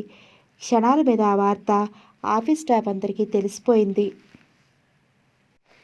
బాలుతో పాటు అందరూ హడావుడిగా ఇంటికి బయలుదేరారు. బాలు విజితను 2 చేతులతో ఎత్తుకొచ్చి కారులో పడుకోబెట్టాడు. 10 నిమిషాల్లో కారు నర్సింగ్ హోమ్ ముందు ఆగింది. ఆ నర్సింగ్ హోమ్ ఆఫీస్ స్టాఫ్ కోసం, తన ఫ్యాక్టరీలో పనిచేసే వర్కర్స్ కోసం బాలు 4 లక్షలు పెట్టి కట్టించాడు. ఆ నర్సింగ్ హోమ్లో 2 డాక్టర్సు, 2 కాంపౌండర్సు, 8 మంది సిస్టర్స్ పనిచేస్తారు. అందరికీ జీతాలు బాలుయే ఇస్తాడు. అక్కడ వాళ్ళ సింపతితో పాటు వారానికి 2 రోజులు పేదవాళ్ళకు కూడా ఉచితంగా వైద్యం చేస్తారు. బాలు కారు ఆగగానే అందరూ కారు దగ్గరికి పరిగెత్తుకొచ్చారు. క్షణాల మీద ట్రీట్మెంట్ మొదలైంది. 4 గంటల తర్వాత విజితను తీసుకొచ్చి స్పెషల్ రూమ్లో పడుకోబెట్టారు.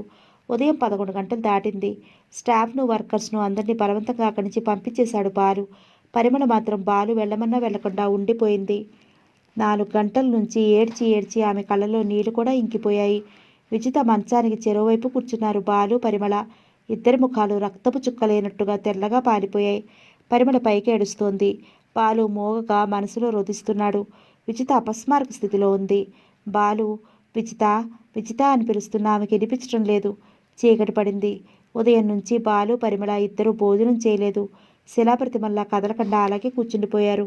మిమ్మల్ని అల్లరి చేస్తాను, 10 మందిలో మీ పరువు తీస్తాను, మీరు పైకి కనిపించేటంత మంచివాళ్ళు కాదని మిమ్మల్ని దేవుళ్ళ కొలిచే వాళ్ళందరికీ తెలియజేస్తానంటూ ఏడుస్తోంది. బాలు విజిత మంచం పక్కన కుర్చీలో నిశ్చేష్టుడైనట్టుగా కూర్చున్నాడు. ఆవిడ మనసు అట్టడుగు పొరుగుల్లో దాక్కున్న ఆలోచనలు ఆవిడ ప్రమేయం లేకుండా ఆమె మనసును అదుపు చేసుకునే శక్తి కోల్పోవడంతో యథేచ్ఛగా బయటకు వస్తున్నాయి.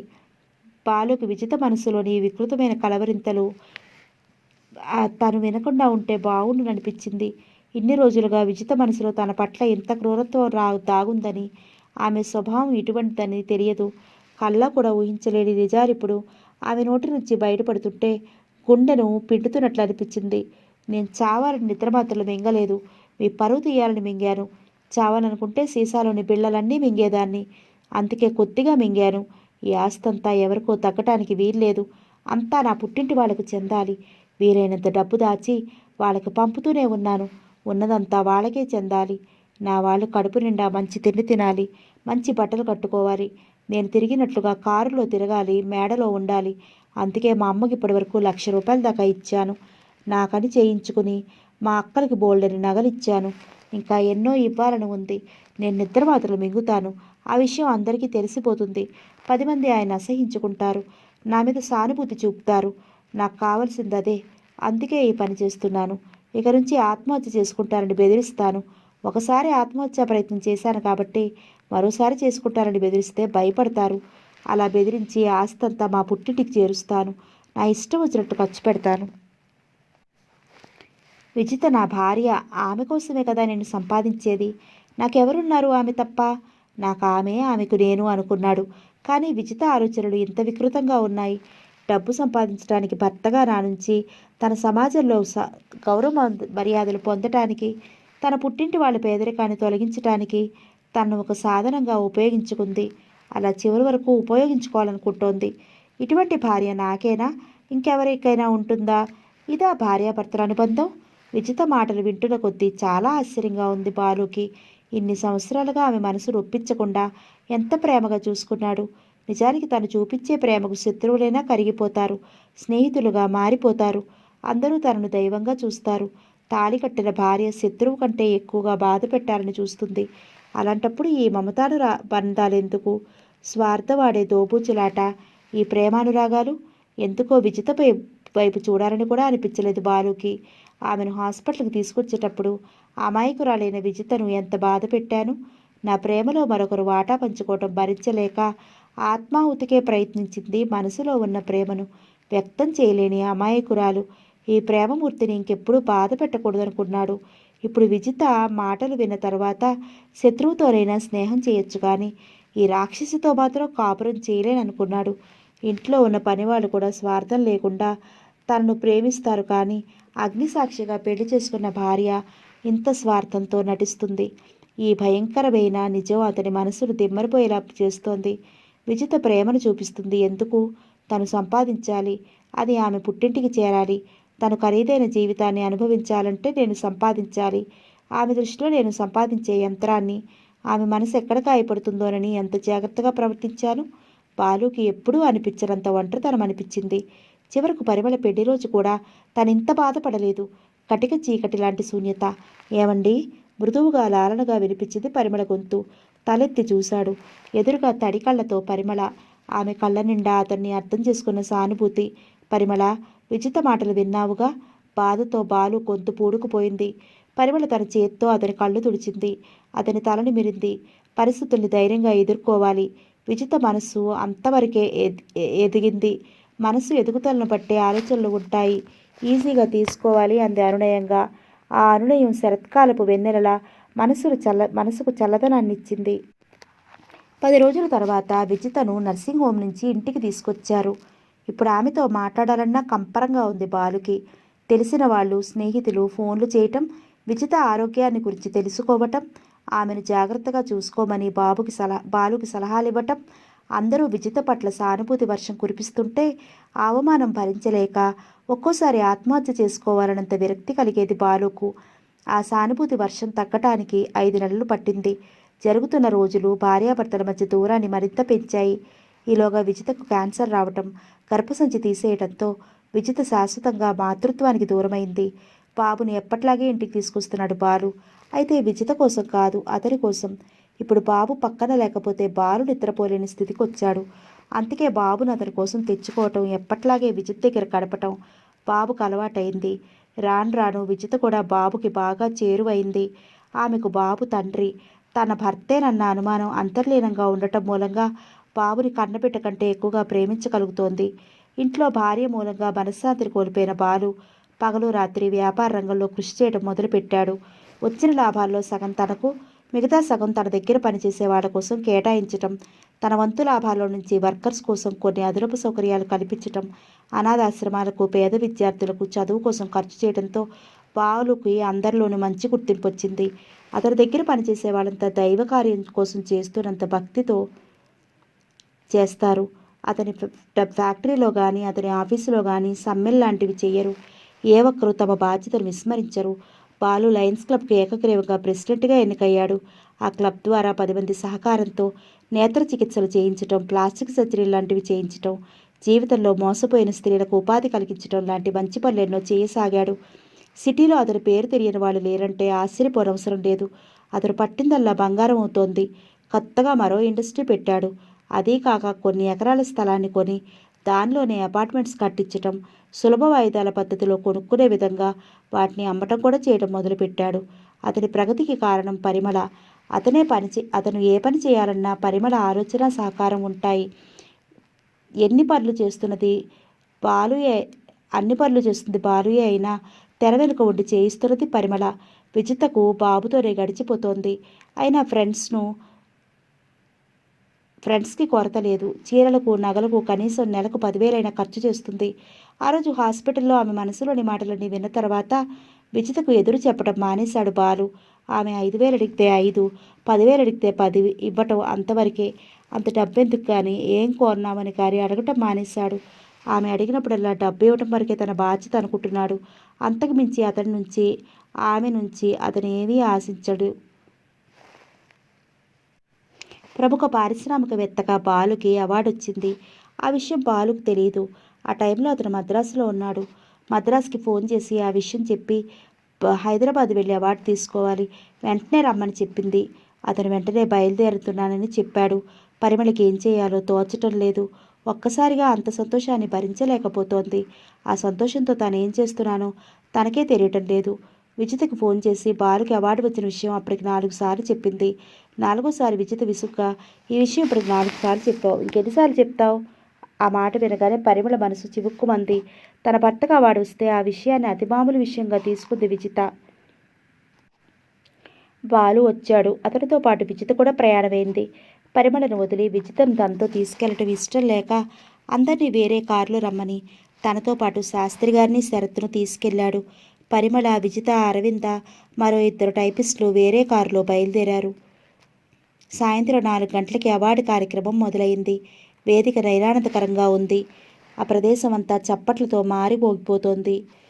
బాలుని చూస్తూ బాహ్య ప్రపంచాన్ని మర్చిపోయింది పరిమళ. ఎవరెవరో వస్తున్నారు. బాలు మెడలో దండలు వేస్తున్నారు, వెడుతున్నారు. అపురూపమైన దృశ్యాన్ని చూస్తున్నట్లుగా చూస్తూ కూర్చుంది పరిమళ. బాలు మెడను అలంకరించాలని తనెంతో ప్రేమతో కొని తెచ్చుకున్న గులాబీ పూలదండను విజిత వచ్చి తన ఒడిలో నుంచి తీసుకువెళ్ళి బాలు మెడలో వేయటం, కెమెరాలు క్లిక్ మంటం అంతా నిమిషాల మీద జరిగిపోయింది. పరిమళ తన్మయత్వంలో నుండి తేరుకునేలోగా ఒడిలో చూసుకుంటే పూలదండ లేదు. బాధతో విలువెల్లాడిపోయింది పరిమళ హృదయం. కొద్ది నిమిషాల తర్వాత షాక్ నుంచి తేరుకుంది పరిమళ. విశాఖ నుంచి బాలు స్నేహితులు, పారిశ్రామికవేత్తలు చాలామంది హైదరాబాద్ వచ్చారు. అవార్డు కార్యక్రమం చూడటానికి మరో అర్ధగంటలో ఆ కార్యక్రమం పూర్తవుతుంది. వాళ్ళకు కావలసిన ఏర్పాట్లు చూడాలి. బాలు ఎప్పుడు హైదరాబాద్ వచ్చినా ఒబెరాయ్ హోటల్లోనే ఉంటాడు. ఆ హోటల్ హుస్సేన్ సాగర్ అంచున ఉండటం మూలంగా సముద్రపు అంచున కాపురం ఉన్న అనుభూతి కలుగుతుంది. ఆ హోటల్ మేనేజర్కి ఫోన్ చేసి 100 మందికి డిన్నర్ ఏర్పాటు చేయమని బాలు పేరుతో 20 రూములు కూడా బుక్ చేసింది. కార్యక్రమం అంతా పూర్తయ్యేసరికి 10 గంటలు దాటింది. అందరూ హోటల్కి చేరుకున్నారు. డిన్నర్ హాల్ చాలా నీట్గా ఉంది. హాల్ అంతా ఎర్రటి కార్పెట్ పరుచుకుంది.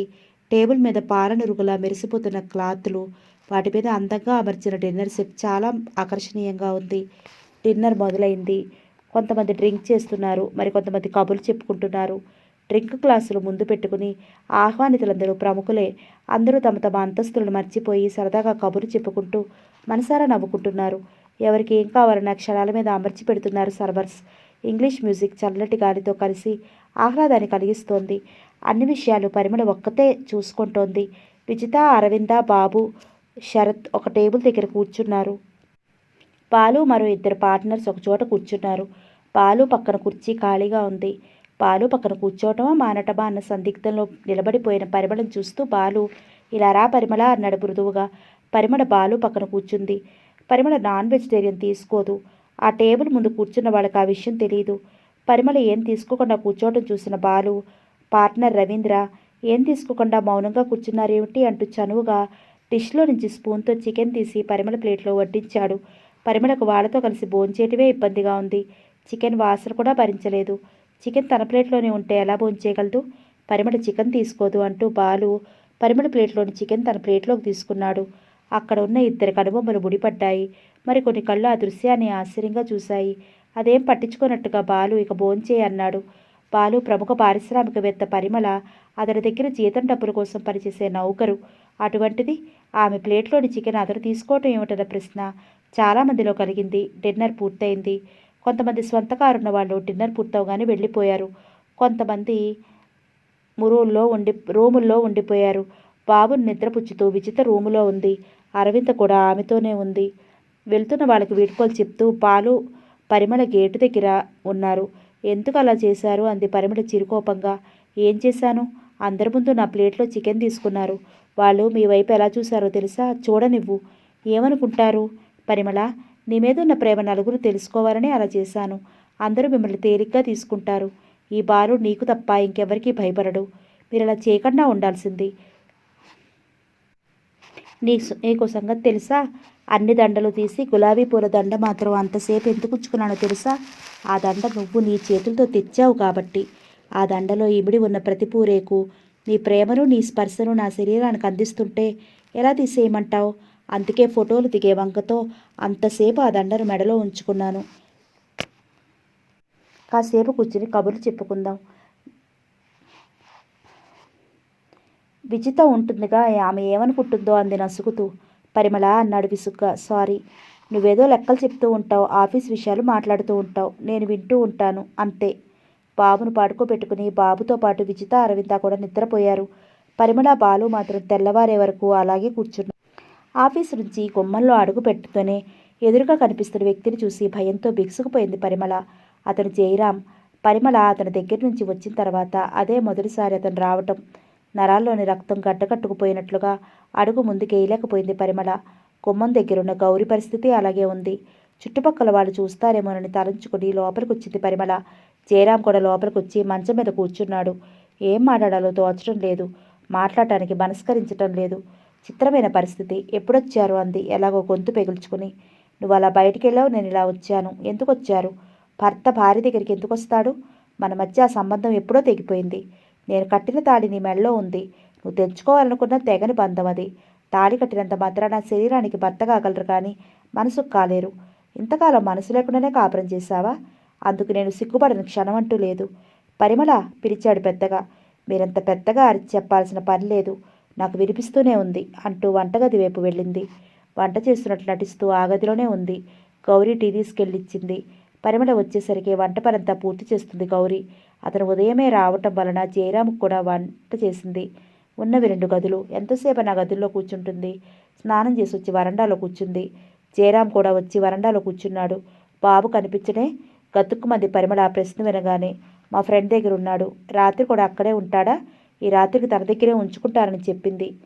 ఇన్ని రోజులుగా కన్నబిడ్డల గురించి పట్టించుకొని తను ఇప్పుడెందుకు ఊడిపడినట్టు? పరిమళ, నువ్వు చెప్పకుండా ఇల్లు విడిచి వచ్చిన తర్వాత నేనెంత బాధపడ్డానో తెలుసా? భార్యాభర్తలన్న తర్వాత ఏవేవో చిన్న గొడవలు వస్తూ ఉంటాయి, పోతూ ఉంటాయి. అంత మాత్రాన ఇల్లు విడిచి వస్తారా?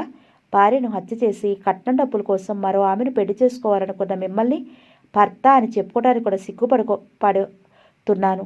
మన మధ్య ఏ బంధమూ లేదు. నా ఇంటి నుంచి ఎంత త్వరగా వెళ్ళిపోతే అంత మంచిది. నేను వెళ్ళటానికి రాలేదు. మరెందుకు వచ్చారు?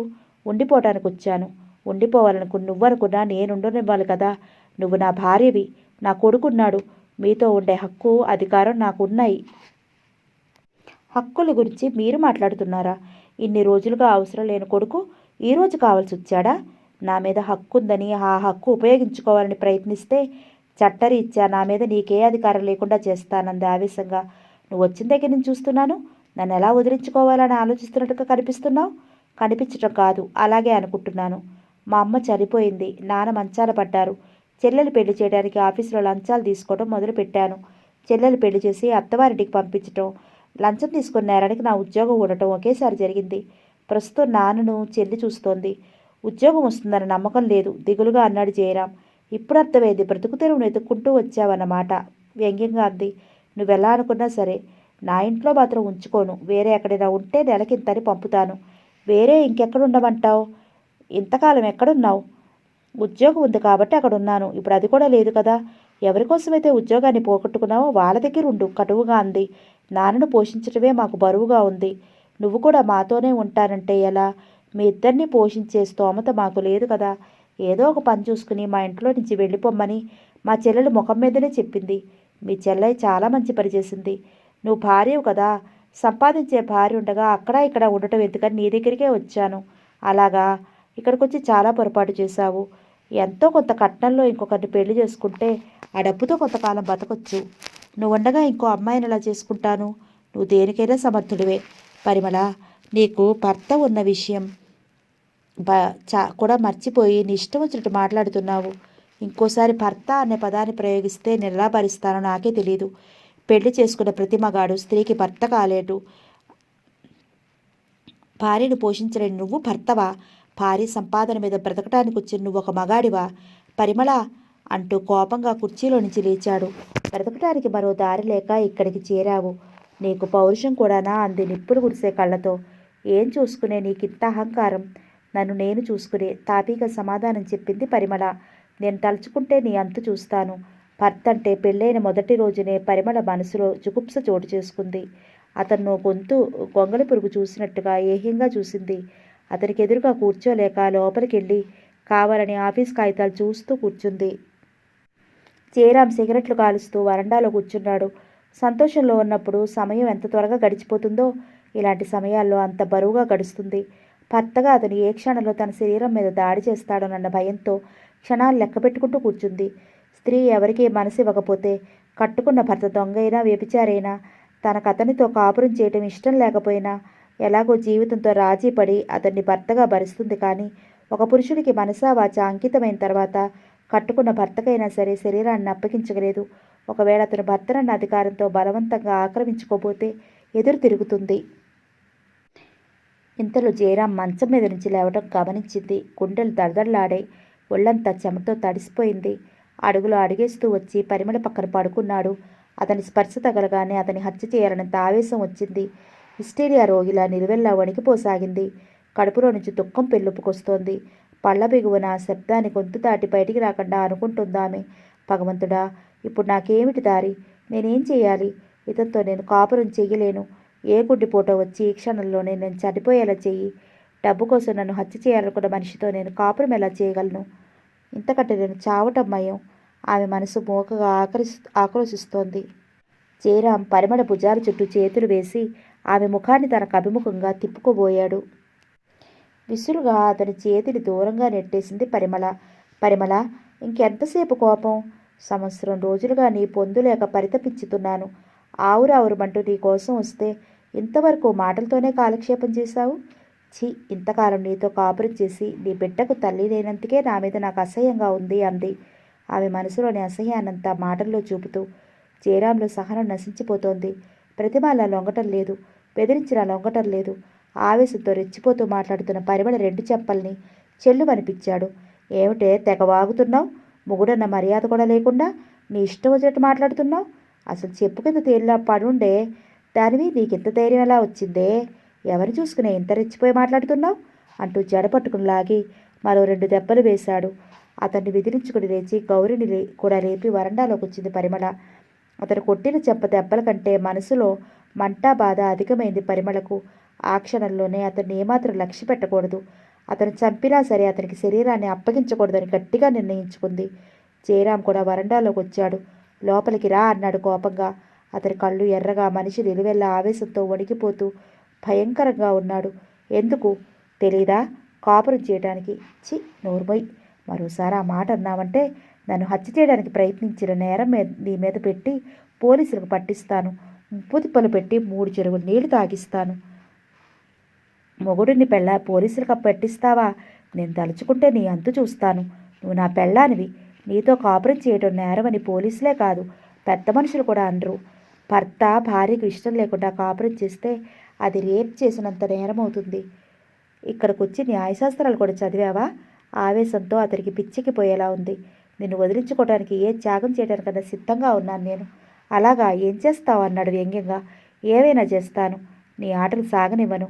చట్టరీత్యాని నిన్ను వదిలించుకుంటాను. నువ్వు వదిలించుకోవాలన్నా నేను వదలుగా.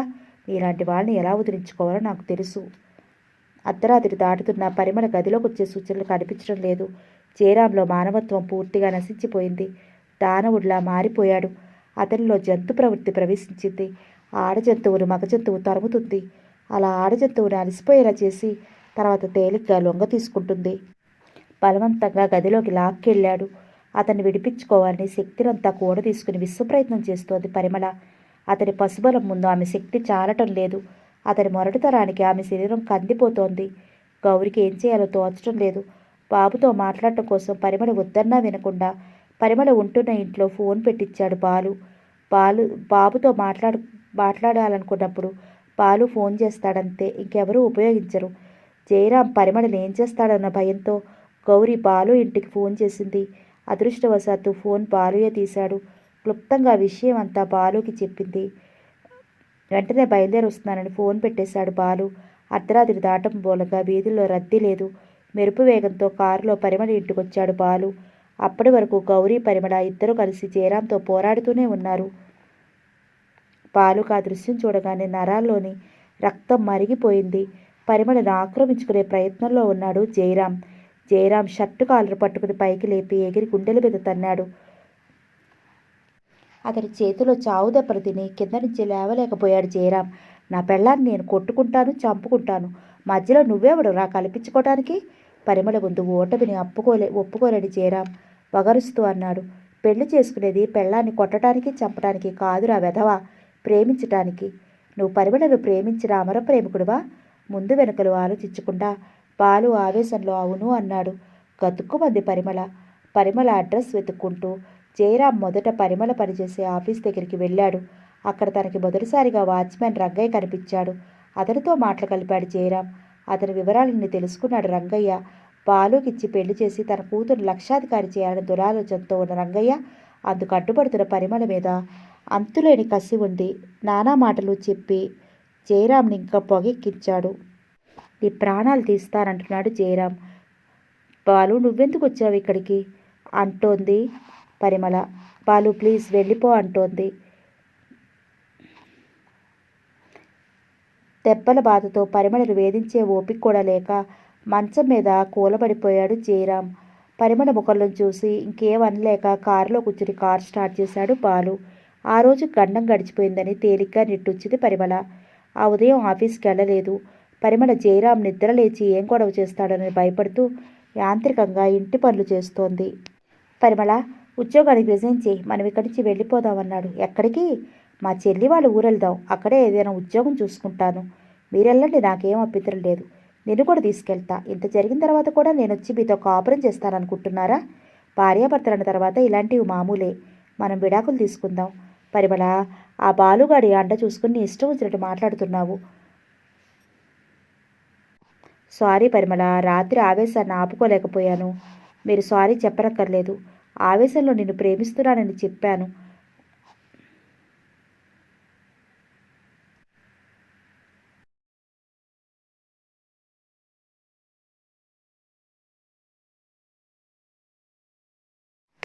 బాలుది గ్రేట్.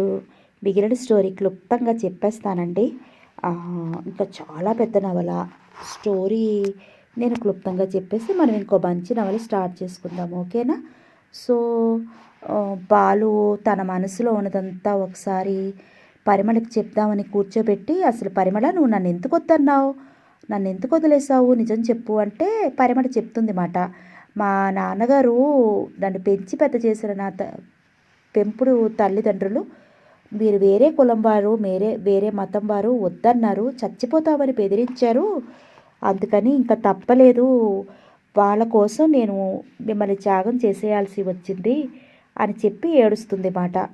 సో అప్పటి నుంచి బాలు మనసులో అతను ఆ అమ్మాయి నన్ను వదిలేసింది అనే బాధ పోయింది. పరిమళ మీద ఇంకా ప్రేమ పెరిగింది. వీళ్ళిద్దరూ ఇలా ఉంటుండగా ఇంకా క్లోజ్ అయిపోతూ ఉండగా విజిత్కి వాళ్ళ వాచ్మ్యాన్ చెప్తాడు వీళ్ళిద్దరూ చాలా క్లోజ్ అయిపోతున్నారు అని. అప్పుడు విజిత వచ్చి నిలదీస్తుంది బాలుని. ఇప్పుడు బాలు అంటాడు నా ఇష్టం వచ్చాడు చేసుకుంటాను, నువ్వేం చేస్తావో చెయ్యి అని. ఇంకా విజితకి ఏమీ వేరే దారి లేక తన పుట్టింటి వాళ్ళకి వాళ్ళ ఆయన దగ్గర నుంచి బాగా డబ్బులు అడిగి తీసుకుని అది పుట్టింటి వాళ్ళకి పంపించుకుని ఆ అమ్మాయికి కావాల్సింది అదే కాబట్టి లక్షలు లక్షలు పుట్టింటికి చేరేసుకుని హ్యాపీగా ఆ అమ్మాయి ఏదో అలా తన లైఫ్ లీడ్ చేసేస్తోంది విజిత. సరే ఇలా ఉండగా జయరామ్కి వాళ్ళ అమ్మ చనిపోయింది. అతను వాళ్ళ చెల్లి పెళ్లి చేయడం కోసం లంచాలు తీసుకోవడం వల్ల చెల్లెలు పెళ్ళైతే చేశాడు కానీ లంచాలు తీసుకున్నాడని తెలిసిపోయి ఉద్యోగంలో నుంచి పీకేశారు. So Jayaram one fine morning Parimala వాళ్ళ ఇంటికి వచ్చాడు.